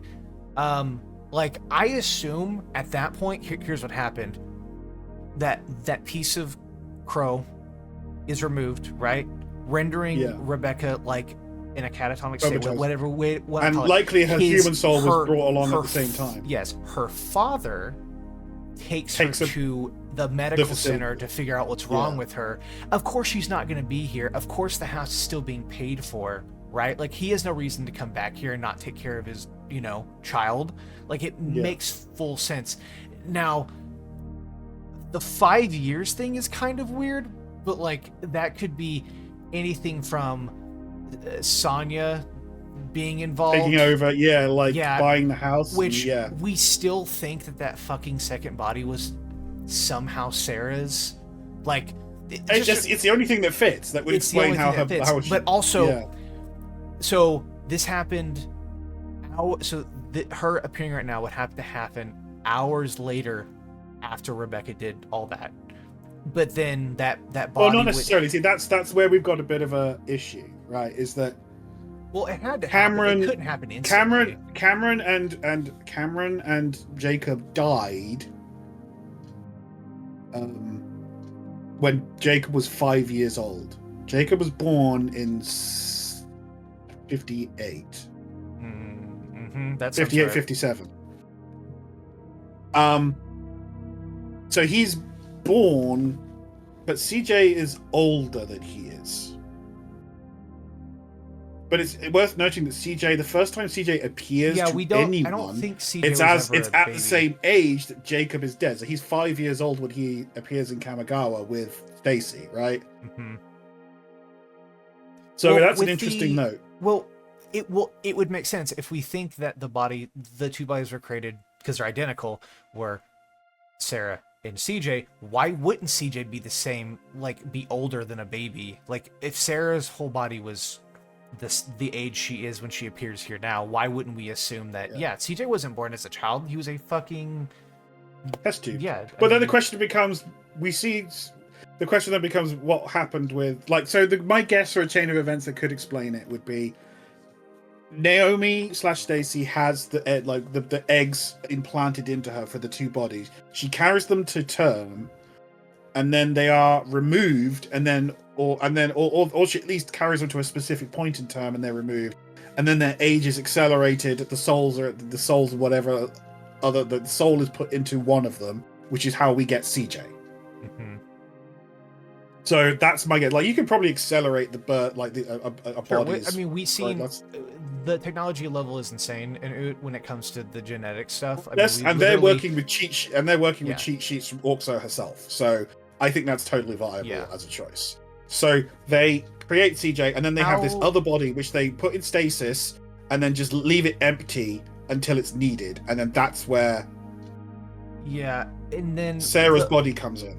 The question, Sarah's the big question, because all that seems believable for CJ, and then all of a sudden, like, so Stacy takes care of CJ, but then somehow they're just gonna let Sarah be born into this new body. Yeah, it's and so nobody's gonna come. Anon has said, not to me but to someone else apparently, that there, well, to you, I believe you said it as well, that there is another element that is involved. He did say that, which originally I thought was just fucking Skydad. It honestly could have been Jacob.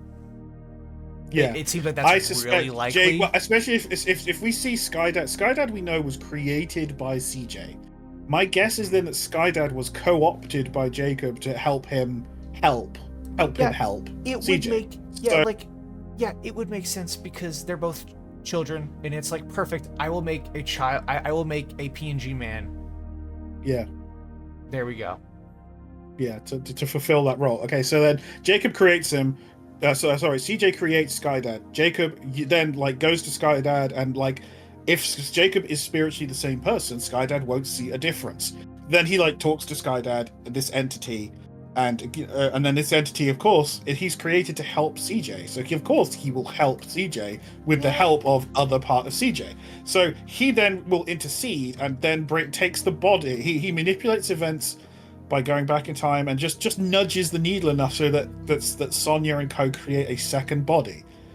And then that second body he then brings to allow Sarah to occupy it, so that CJ has a Fae companion, and not just any Fae companion. Yes, a piece of crow. The Fae companion.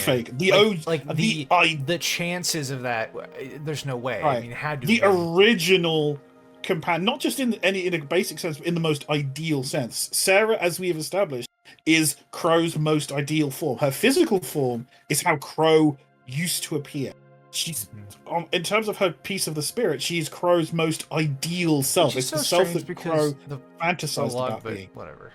Fine. Well, yeah, but this goes even deeper. Who knows Crow well enough to know that her dream self looked like that? Looked like Sarah does, and was her dream self was a spirit that was a dragon beneath the waves. The only entities that know Crow that well. It would have been OG or one of the goddesses. And the other, I don't think it's going to be one of the goddesses, do you? What do you mean? So, I mean, the goddesses despise her, or they're ambivalent. They didn't before. No, but what I'm saying is that if anyone who's going to be involved in the creation of this other second body, of bringing Sarah to be CJ's Fae, it's not going to be Kione or Carpo. Well, yeah, also can't yeah. see it to have it happen. So she's not going to be consciously aware. And Hebe, as far as we know, is locked behind the seal at this point.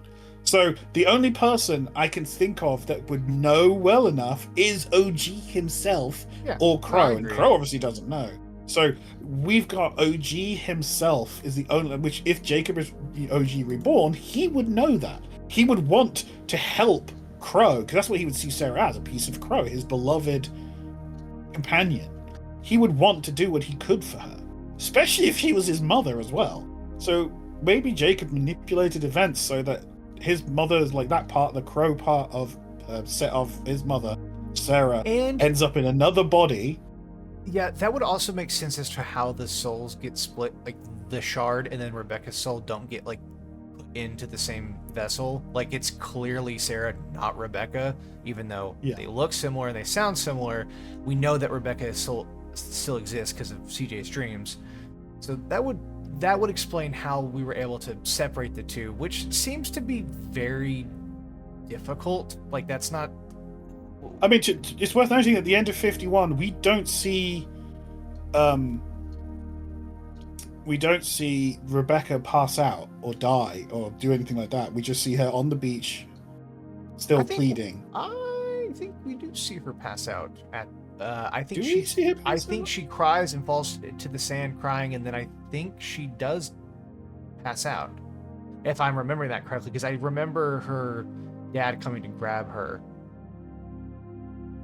Maybe I'm wrong, but it's still, it has to be somewhere around that time, because she has to be gone for Sarah to wake up on the beach in her new body, and for Sarah to be in her new form. No, I'm going to quickly look. I actually have a save really close to that point, so I can look. Okay. Keep moving on while you do that. Yeah, you do that. You take over narration. For the first time since I could remember, I'll just have Allie read for me. It's fine. I was happy to be alive. Bro, she gets paid to do this, and I get paid to do minimum work. I don't get paid at all. You get paid in my gratitude. I was so nervous that day. Highly when we valuable. finally met. I mean, yeah. I mean, I can't really complain. How was I supposed to take care of a human boy? I barely knew anything about people, let alone how to make one happy. What if I wasn't good enough? What if I just made your life worse? But I couldn't do anything but try. I would give you everything I had, every piece of my soul, just to see you smile again. Interesting. Man.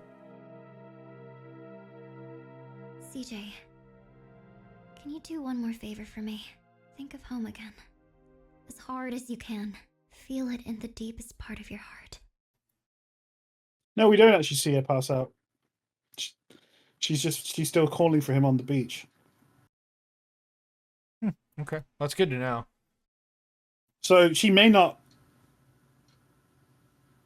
Okay, so let's propose a slightly different timeline of events. Well, I think it's also, I mean, we can keep talking about it. I also remember someone saying that like after, like it was right after Cameron and Jacob died that she like went into her state. So I don't know. I don't know if it matters that we don't see it directly happen. We can just assume, considering Sarah's about to show up, that she's gone. Let's take it. Let's look at it this way. What if she had literally just had the phone call to tell her that they had died? Her dad rushes over to be with her in her time of need, right? Which is why he's there. Okay, and then she senses CJ and others appearing on the shore off her home, right? Because we see in that scene, we actually see Anya appear with, there's three Fae that appear with Anya in the middle between two of them, and they say, "See, we know who you were. See, we know who you were." And then they say, "Look," and then we always knew you were special. What are the color of those always. Fae? Just yellow, very pale yellow, white. Okay. We don't You know. would be the one to bring our creator here. We knew, but you won't. You have a part to play that we will never witness, except we will. There are no happy endings because nothing really ends. This is who you are. This is who you are meant to be. And then we see Sarah's form in the middle of the middle fate assume Sarah's faith self. Mm-hmm. This is what you will become. This is what you always were. You are the unconditional love this world needs. You will create the world that blooms with the unconditional love of creation. And then Rebecca is just staring at her as her father, Michel, rushes out. And Rebecca then says, you know him, don't you? And then that's what you have all that section from. Yeah, okay. So my guess is maybe we're looking at two separate shards of Sarah here.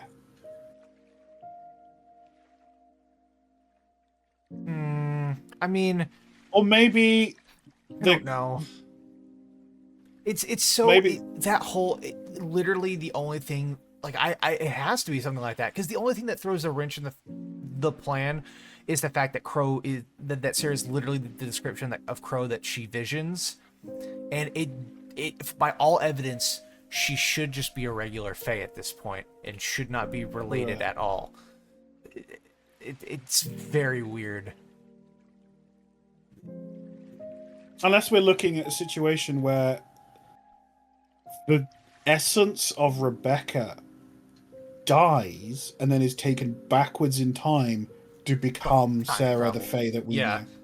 Yeah, I mean, that's also another thing. I was like, yeah, it could also just be the same version of her reborn 300 years earlier to show up to this exact same point. Like, the shard vanishes into the past. Fuck that. Yeah, I mean, that definitely works. We just don't have any evidence for that. I mean, it's worth noting that Hayato at one point when he's trying to refute things says maybe the split happens in the future or rather than in the past when he's talking about Sarah and Crow. I mean, Hayato's doing the exact same thing we're doing right now, which is just trying to guess here. I guess. He does it obviously to try and undermine what's going on, but he might have a point. He does it because he's an asshole. We do it because we care. Right. But maybe that's what happened. Maybe the split happens at another point. I mean, I don't know, dude. Maybe Diary is the one who gets sent back in time and then becomes the Fae that is Sarah, and then dude, I don't know. We'll hopefully get explanation. Anyway, let's move on for God's sake. We have digressed more in this than we have ever in any other one. I don't remember if this is still chapter 15 or not, but dear Lord. Yeah, we're still in 15. We were doing so good, all the retrospectives, getting 5 chapters. I know, and then this one is more of a divergence. This is just like the prologue, dude. I swear, it had to happen. Even. Right, okay. The CJ creates his world here. Finally, Sarah's very happy about it. She does mention that this is his first world that he creates, implying that he can create more. I guess we kind of knew that, but either that he adds on or that he creates entire new ones. Who knows?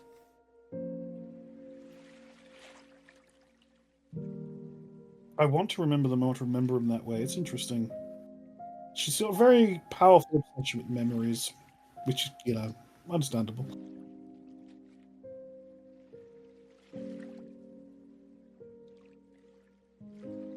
I mean, it's very, very cute what Sarah's feeling right now.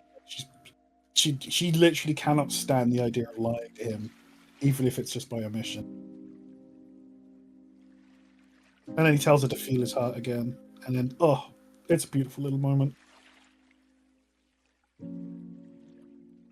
Yeah. Oh, it is a very, very cute moment. But this is really important as well. I don't care. I don't care who or what you are. You're the only real family I've got. Which may, in a sense, be more true than we even realize. Yeah. If she was Rebecca and he was Jacob, and they is. All right. Okay. All right. We're moving on. God. We're moving on. We've got to move on. We're so fucking far in. I know they were already before. Yeah, look at this.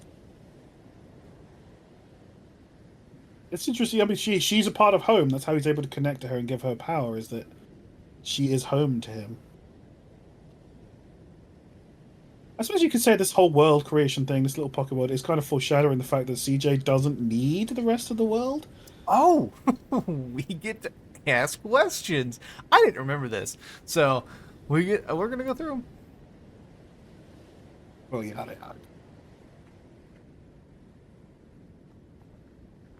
What? That is a yes, Sarah. I think the better question is what is. Let me deflect this question with a better one. Yeah, but this just spells out some basic stuff about how Fae work, which is actually really important enough for other things.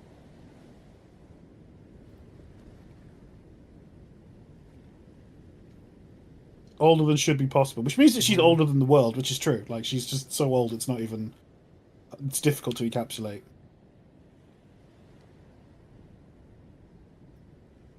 But this is stuff that lets us know narratively more of an insight into how dangerous the spirits are and why and that they're obsessed with CJ. Do we think? I'm curious. Do we think that I know Sarah said no secrets and she's trying to be truthful. So Sarah doesn't know at this point who the other goddesses are or anything? No, she doesn't know any of it. No, she doesn't. I just find that hard to believe, but yeah, okay, fair enough. Well, you have to bear in mind, the piece of her that remembers being Crow is locked away.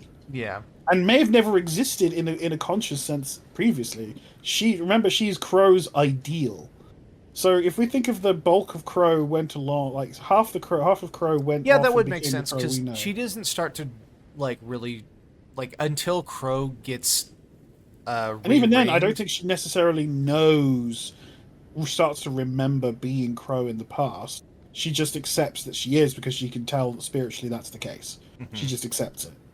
So I don't think Sarah necessarily will ever actually remember being OG's Crow, because she is, in a sense, a new-ish entity, because she's a piece of Crow that spun off and is kind of now its own thing, but is still a part of Crow. At this point, I agree she doesn't know, because she might in the future, though, I guess. She 100% will start to remember things that Crow did, because we see that Kieran starts to remember things that Crow did. True. And Sarah did, for that matter. And once Crow gets connected via the rings, then that's when Sarah starts going on this thing with Diana, where she's like, I don't know who I am anymore, and I keep seeing and hearing things, and she doesn't want to talk about it. I mean, it's worth noting that in order to fully, be able to do stuff like that, you need to accept the connection and be aware of the connection. She was but not just they're not just like them in isolation, but all of them. So now that Kieran's aware and she's aware, Sarah's aware, and Crow's aware, they're all going to become more like each other over time, right? That's the kind of one of the underpinning things, because they are essentially their own mini Fae collective family sisterhood bond thing, right? Yep. So, but the irony is here that they had always same been entity, connected. Different persons. Yeah, but and the thing is, they've always been connected. Like, the reason Kieran had so many anger outbursts is that she was feeling Crow's rage and pain and grief and anger and all that stuff. I agree, kind of. I think that. But it was like an overspill, right? It was like an overspill. I think that is the case with Kieran. I don't think Sarah's connected at all until Crow gets connected with the rings, because from what we can. I'd agree. Yeah, because she's a piece that was broken off completely to follow OG.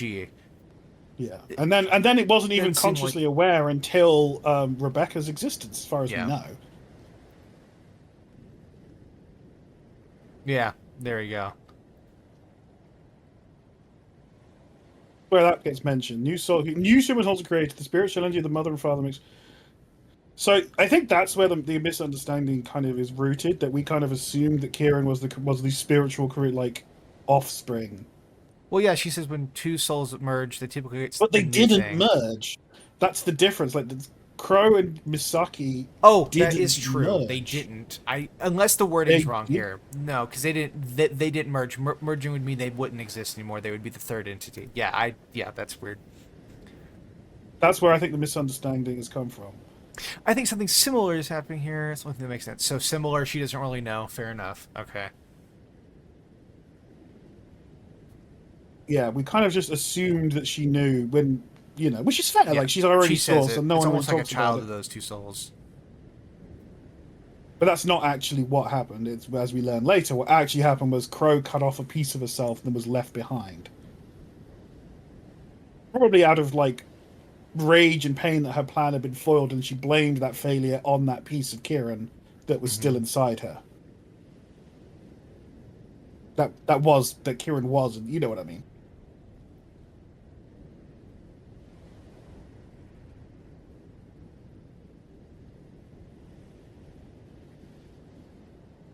Connection between our souls.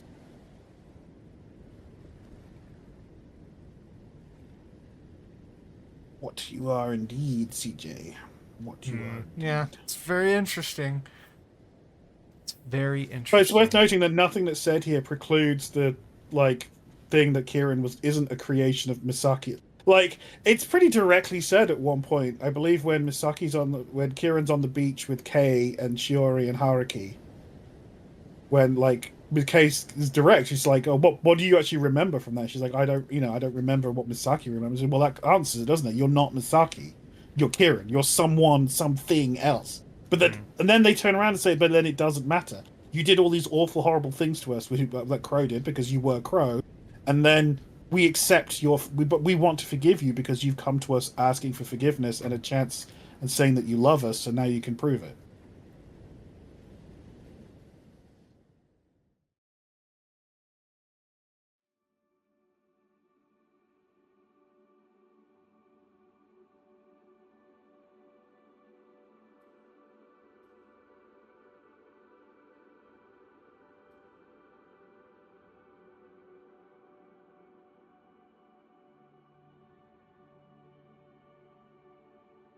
Immediately changes.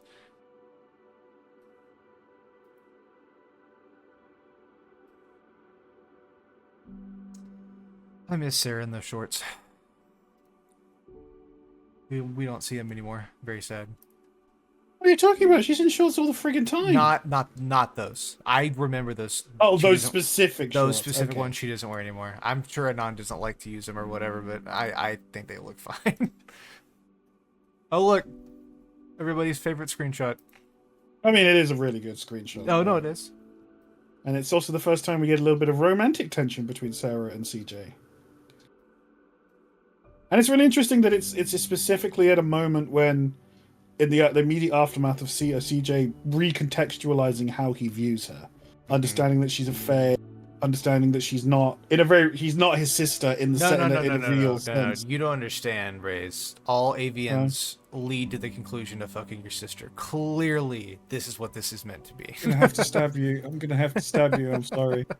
Yeah. My actual name? My name's Sarah. I mean, that's a non-son of a bitch moment. Because my name's Sarah. Like, Anya isn't actually her name either. Her name's actually Kroyari. And Crow was like, "Oh, did you make that yourself, you fucking weirdo?" And She did. Yep, she did. She did. She did. Yep. I went fall for it this time. Summer wind, summer tide. And it's Anya. See, I suspect that Anya may be the original Fae. If you see what I mean. I'm willing to think it has to be. Maybe it's a Teresa type situation. Yes. Where... Well, she does. Hold on. She specifically says in this same dialogue that when two entities come together, they can create a third entity, actually merge. I'm telling you, it has that can't to be a coincidence. No. That can't be. You're right. Oh, it has to be a Fae that existed before.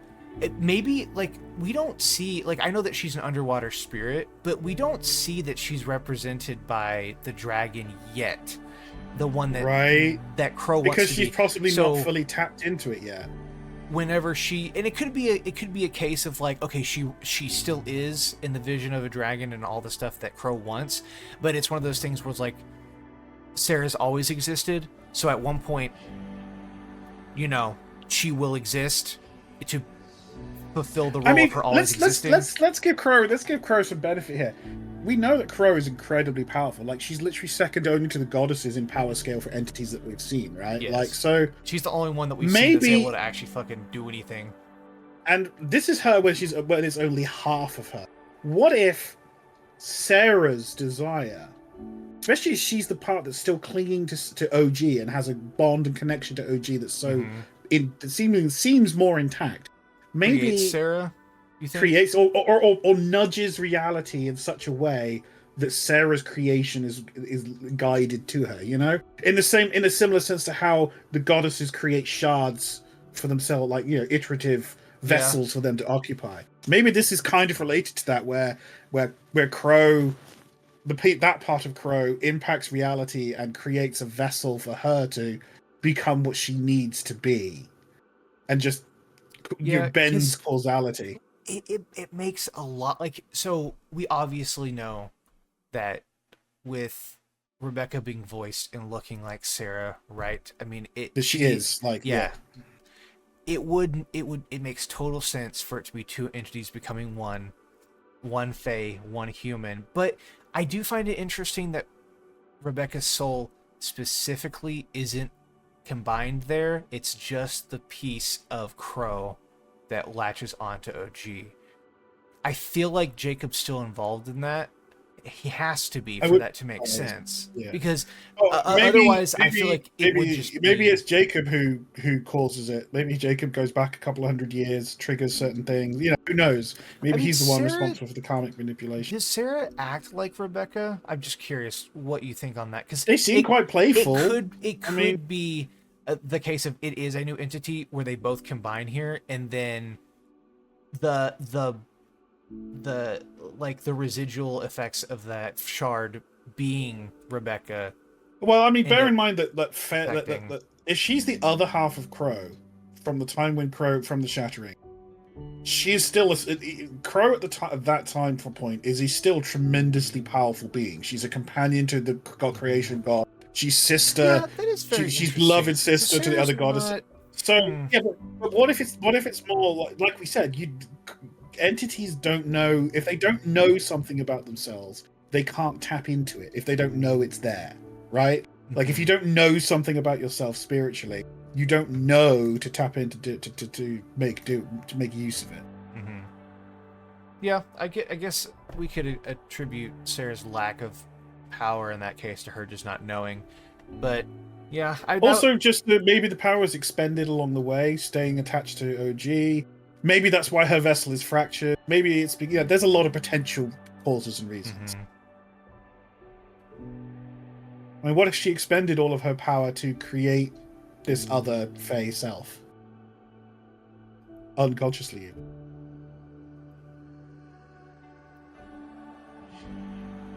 You like being human? Man, how loaded a statement is that coming from CJ? Do not need to hear that from British CJ. Jesus Christ. Why? Just that whole line, imagining British CJ would be nightmarish. Is it everything you thought it would be? Oh my god, yeah, there it is. But what? People who invented English can't speak it properly. I don't want to hear that from the Texan. I really do. Yeah, we didn't make it. I'm not gonna. We didn't make English. We just. No, you just mutilated it and then simplified it. It's all, but anyway. Fuck you, British man. Faye, it's never far away. Faye getting used to being able to having to poop and stuff kind of does feel kind of entertaining. Yeah, I bet. They don't have. Can you imagine going through periods and stuff when you don't even know what those feelings are? Ugh, poor girl. What's it like being connected to me? I keep saying this, but these earlier chapters, man, it was just so. There's a purity and a simplicity to them, which is very endearing. I love the new chapters. Don't get me wrong; they are incredible. But man, are these just so sweet? Just there's a purity and earnestness to them, which really carries them emotionally. I love how complex the story of it is, but sometimes whenever we get the simple sometimes stuff simplicity is great. I mean, that's why I'm not shy about pushing for. Sometimes you just need a content which is, it's not rife with deeper meanings. It's not foreshadowing. It's not. It's just two people having a good time together. Mm-hmm. And if you want more of those I things, agree with go that to a the lot. $400 a month tier. Just one. Just do it for 1 month, guys. $400 a month to Anon. And you too can bully. I mean, ask Anon as is your God-given right for like more side stories, which is just good, wholesome content. Yes, you right? should give him $400 a month. I just care about other people giving me this stuff I want by proxy. You're really wanting that maid scene. I don't blame Hey, you. I've already paid for. No, no. That's a surprise. Raise us a surprise for the loyal Ootcast watchers. Oh, are we gonna make a video of that? Exclusive. Exclusive? That's not Password fucking lock. happening. No way is Anon Password gonna let locked. us do that. Ootcast exclusive. Yeah. That's right. You guys have to sub to the channel and be You have to sub to the and channel. you have to be a member of the for a channel. minimum of 6 months. That's right. For a minimum of 6 months. All right. Okay, guys. The guys of you that were here day one will get access Day one. to it. You get it. It's all good. True Ubisoft moment.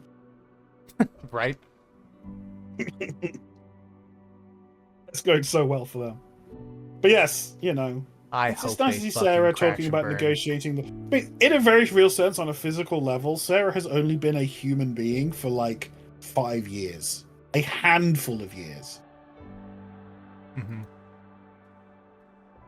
And she literally came into it at the point of going into puberty as well, which just makes it that much worse. I'm not sure what you mean, he said, lying as easily as he breathed. Yeah, can you imagine, like, feeling a teenage boy's horniness all the time? I know. God. It's not like we were ever boys before Rayze or anything like that. Fucking yeah, nuts. I was never young. I was born 30. Fuck you. Willing to believe that. You were born with drugs in your hands. Hang on a minute. That's a leap. Why does that? You can't just say that. You son of a bitch. I know how you were in your 30s. No, that wasn't in my 30s. That was in my 20s. Oh, sorry. You were born as a 25-year-old.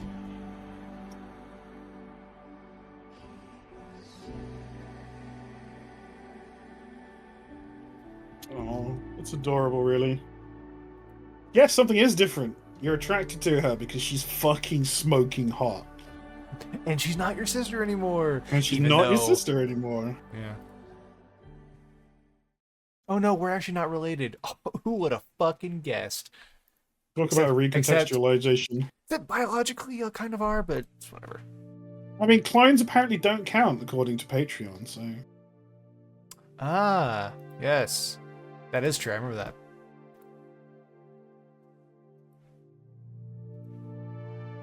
How did you remember all of this? Oh, you know. I don't know. I don't know. They're just in random places. This guy's not real. Interesting to note that Sarah's looking at him romantically. It's not just one way. It's two way. Look, that's a son of a bitch moment. What am I? What am I? He says while on the fucking beach. Right. Yeah, he doesn't understand it. And she doesn't. But this is also actually one of the first times he says out loud the trauma and issue that is really grown and grown and grown as time has gone by and everyone's been through everything that they've been through. He's feeling more and more responsible for it. And it's why him breaking in 5051 is such a huge thing, because all that responsibility he feels is now just intensified. Man, I'm ready for 50. I'm ready for 52. I can't wait to see the fallout. We're close, guys. We're close. 3 weeks, give or take a monkey. What did you call me? Monkai.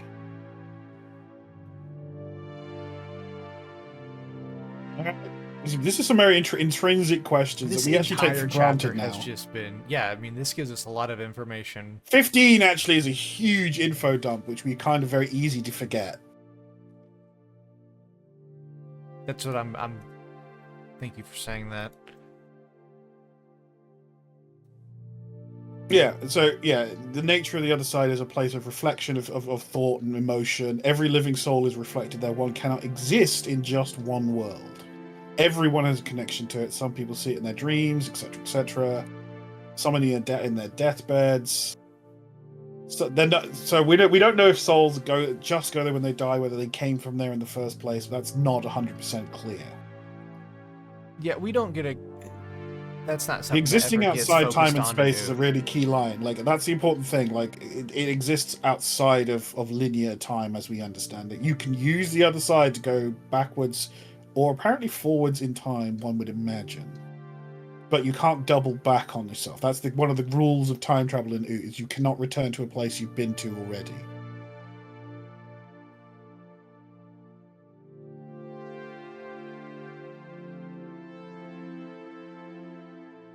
Yeah, go back one. Not much. In fact, you might know more than I do. Yes, he does. He just is in such deep denial of the fact. He does know more about Skydad than Sarah does, because he created him as a child. So yes, now we get a little bit of information on the nature of the rings and how they function.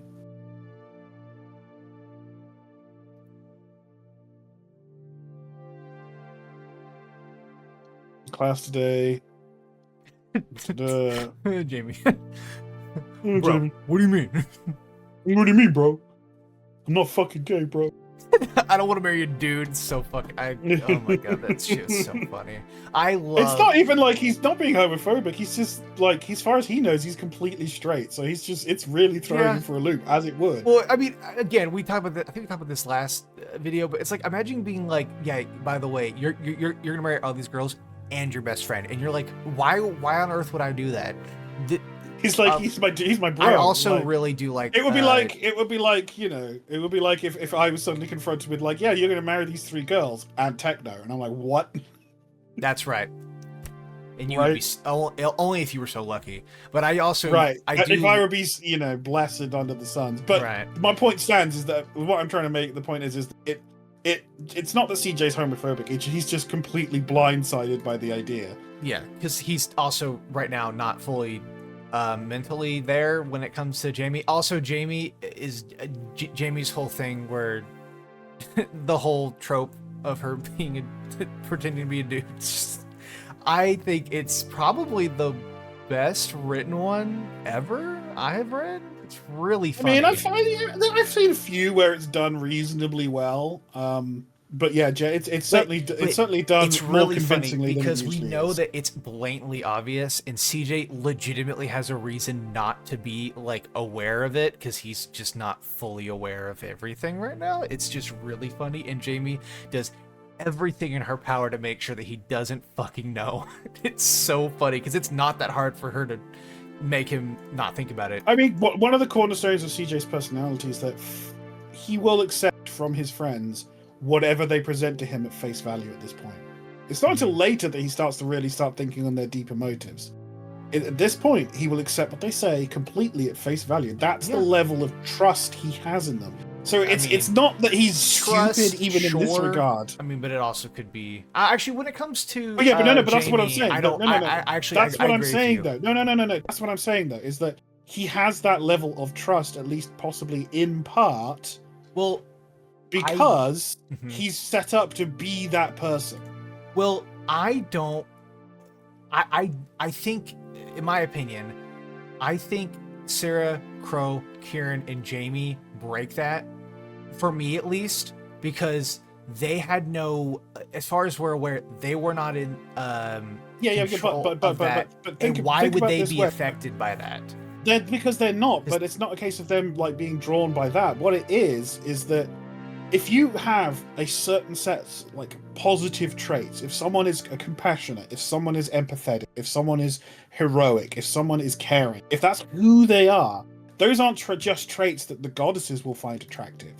They are traits that anyone would find attractive. Yes, I agree. But the whole thing of like, he's the perfect one for the 4, but then how he acts for the rest, I think is really important, because I think it really does show that no, CJ's not fully under like the whole under control thing for a good. Or at least it doesn't function as directly as people might fear, is what we're trying to say. Yes, I think also it not being directly in control, it just happens in certain key points or whatever, makes sense for Vic's stuff as well, because I fully believe that CJ believes what he said. It's worth noting that that Hayato specifically says that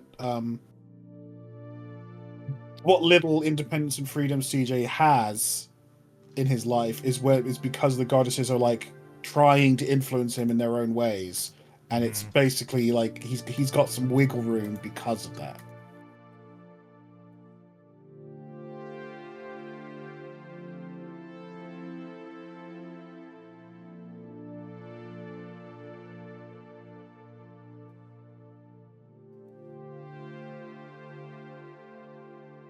They're talking about the rings. And also how it relates to a Fae bond as well. They're similar. Not the same, but similar.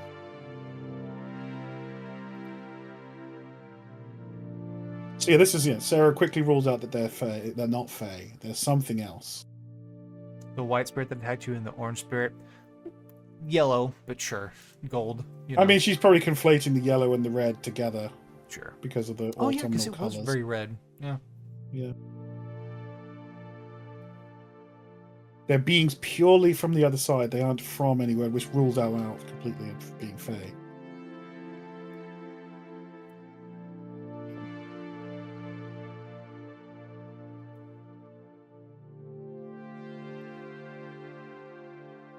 It is worth knowing that Capo seems to be able to influence the real world more than any other goddess. That's the thing. It's very weird because we get told that they shouldn't be able to do that, and then also the thing with Cameron and Jacob being killed by Keon and Carpo, like they shouldn't be able to use their powers without their surrogates, and they just somehow do. Very weird. I guess maybe we could just chalk it up to they can do it to a certain extent. Yeah, I mean, or at least only clumsily, for like specific things. I mean, who's to say that time was stopped all around the fucking world? It's probably just the fucking cafeteria. Especially as things happen so quickly on the other, like comparatively speaking, on the other side, the time could have locally been frozen for a couple of seconds, and no one's going to miss that lag. Yeah. I don't know why, but I feel exhausted. Yeah. Just channel more mana in a minute than I could naturally in a year.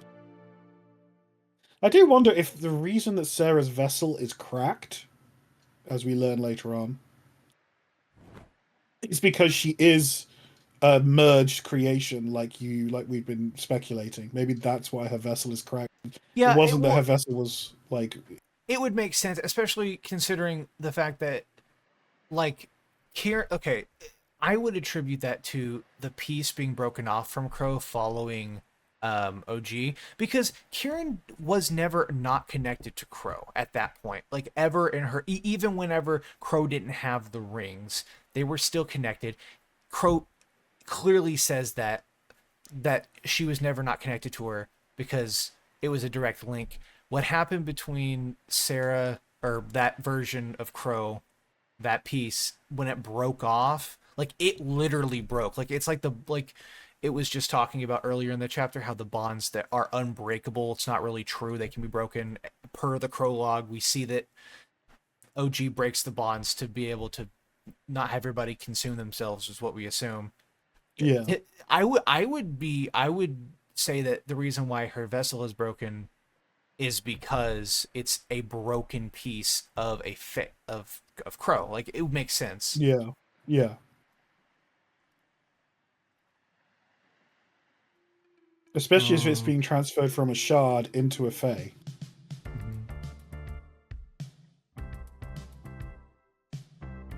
Yeah, this whole sequence is honestly those two rediscovering themselves and each other, I should say, as they recontextualize their relationship in the view of everything that's happened.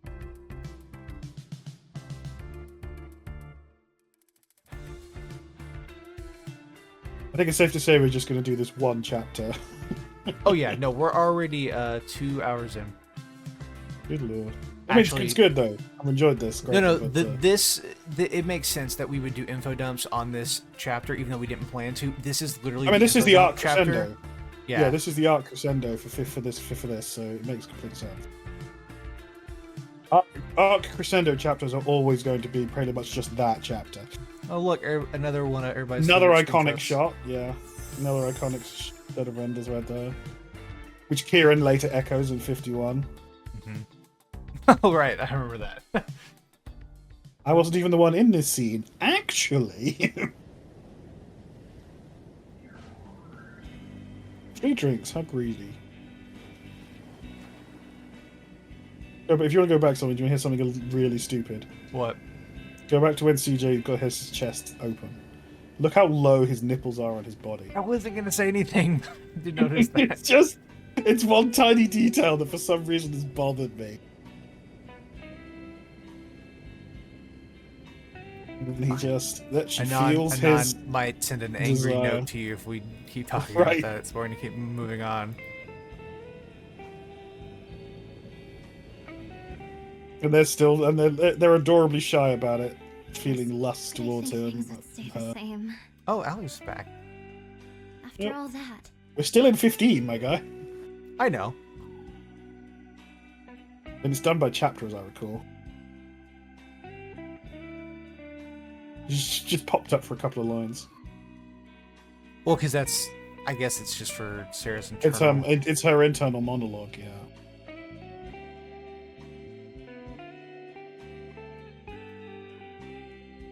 Even in my own world, I Scared suffer. to change. The plants. Too fucking real. Too goddamn real. Not now, when things are... Random water sound effect.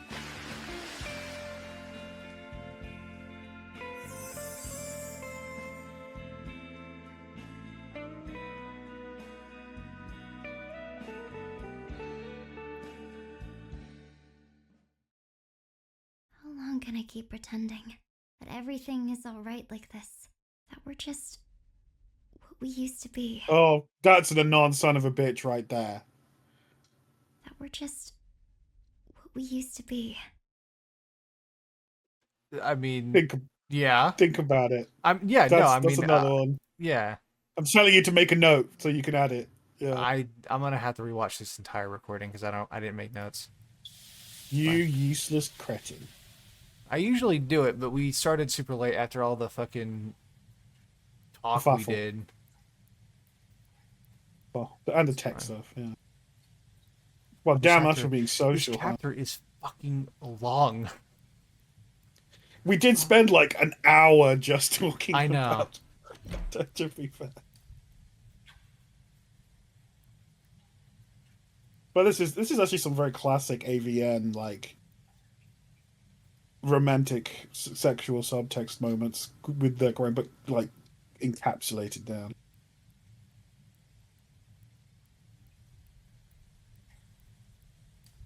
It's nice that CJ actually addresses it.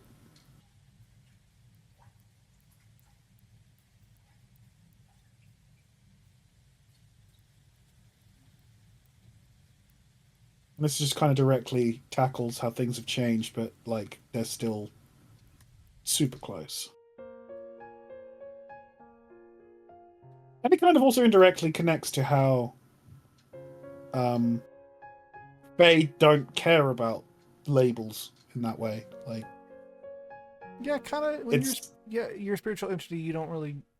Yeah. Well, the concept of mothers or daughters or lovers doesn't really exist. That's in the right, same guys. way for them. This is and Sarah even says that she uses the word sister as a best fit thing because it doesn't really explain the nature of the Fey bond.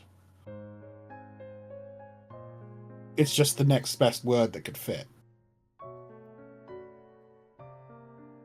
I'll be whatever you need me to be, said Crow. Yeah, there you go. I'll do anything, said Crow.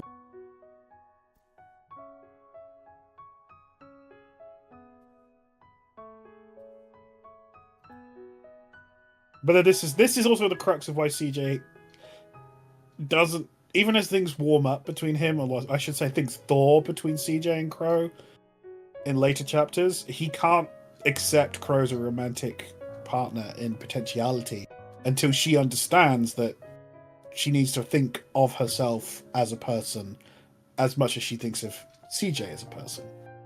Mm-hmm.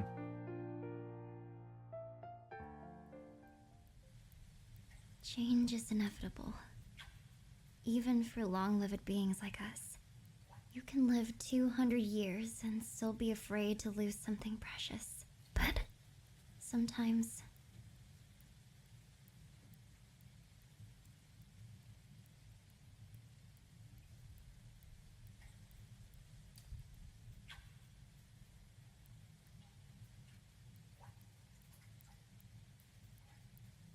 Oh dear. I want to help find your sisters. I Your don't care how long it sisters, takes. I don't care how far we have to look. Oh, Don't man. worry, you'll find them sooner than you think. Which you've already found them. Yep. You met Crow, right? And Kieran's literally in the next chapter. We can't Who was stay who we technically are also our entire there at the lives. same time. Nobody can. God, this is so fun. Maybe. It's not until you take a minute to realize just how fucking complicated and layered this is. Sometimes God things damn you, change for the Anon. better. It's just so much. Especially whenever we're explaining it I've too. lost And it's so all much in my consistent. This life. is the fucked up part. Like, it's none of it's nonsensical. No, There's logic to it all. everything that was said in these chapters that were like, oh my god, this is this now, made sense when we read the chapters the first time without all the Yeah, information. and then it we also had. now means it makes even more sense later. They'll never truly Also, disappear. one of my favorite pieces of music. I don't here. want them to. Oh, Yeah, on your absolutely, theme. for sure. I want to remember them. So good. want I to will pretty remember much mention that happiness we every time shared. this theme occurs. Yes, that's true. Once, I thought that's all I would have. I was afraid my life would be nothing but regret. Regret. My And the irony is, regret. this entire almost everything she's saying in this Always monologue thinking of what could have been. is a perfect fit for the situation with Crow and Sarah Thinking in back at joy I would 5051. never know again. Like, Smiles Crow could be I would saying never these lay eyes lines. on Yeah. again. I mean, Talking about she OG. is. I mean, yeah, but Love you know what I'm is saying. the Like, yeah, I know. We Like, she it would is, but fit. We know what you're saying. But things change. Beauty, love, happiness. They're fleeting and short-lived. But so is agony. So is despair. The pain will never truly disappear. and this whole monologue is Not also while I a live. description of the situation with Crow and what they're going to have to go through in the was future as wrong. they heal the Not all damage. I have Like, something else I'm now. really interested to see how Something Kieran reacts to so Crow now. precious. Like, that she's accepted her, she's accepted the responsibility. Like, there's so many emotional layers going on there.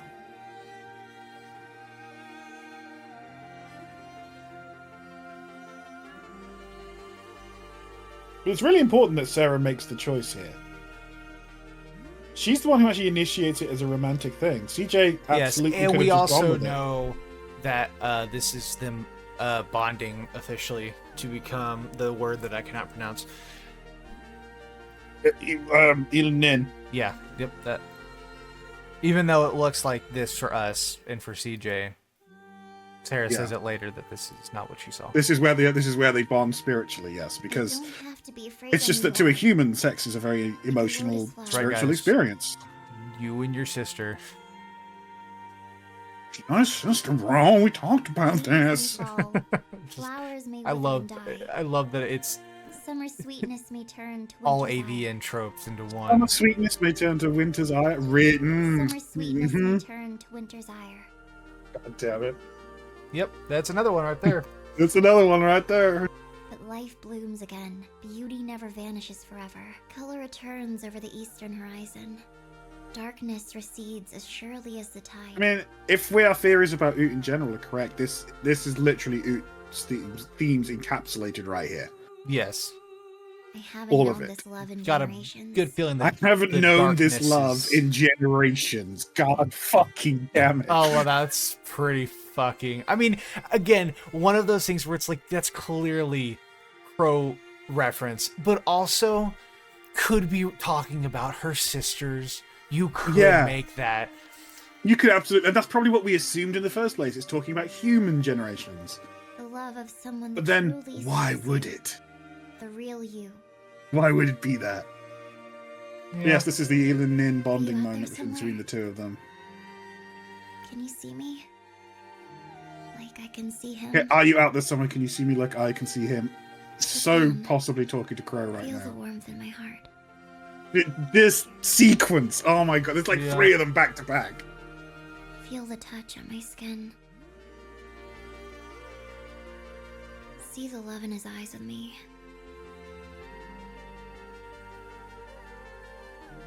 I love the hair effect. It just is so because it goes up. Like, it's great. Mm-hmm.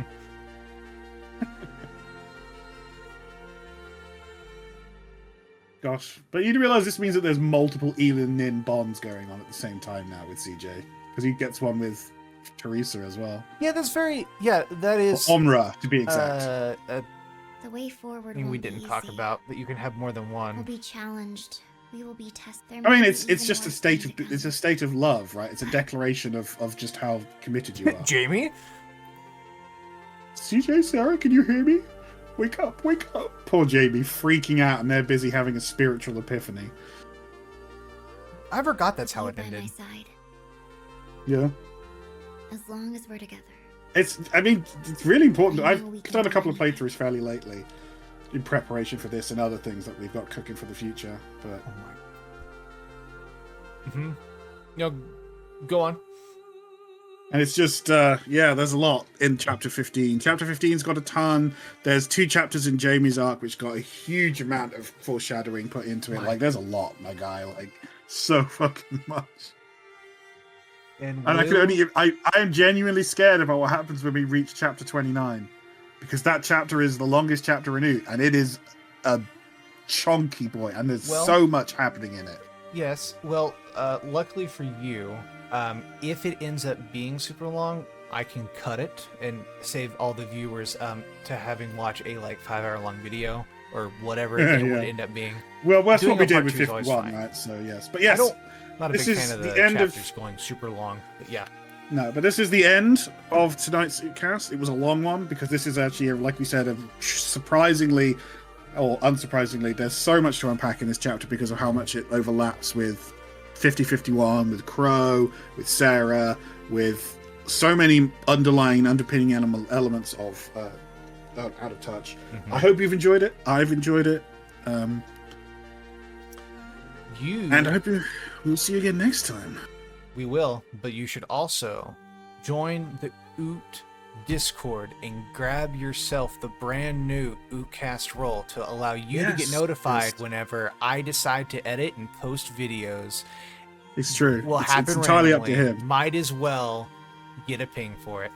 But yes, thank Right. you, ladies and gentlemen, for watching. And this has been a really long retrospective. I try not to make them this long. We but it just diverged ended up- so much. Yep. There was just been so much divergence. It's an intense chapter. We had I mean, again, we said it earlier. If any chapter was going to be the drone on chapter, it was going to be this one towards the beginning. So, thank you everybody for watching.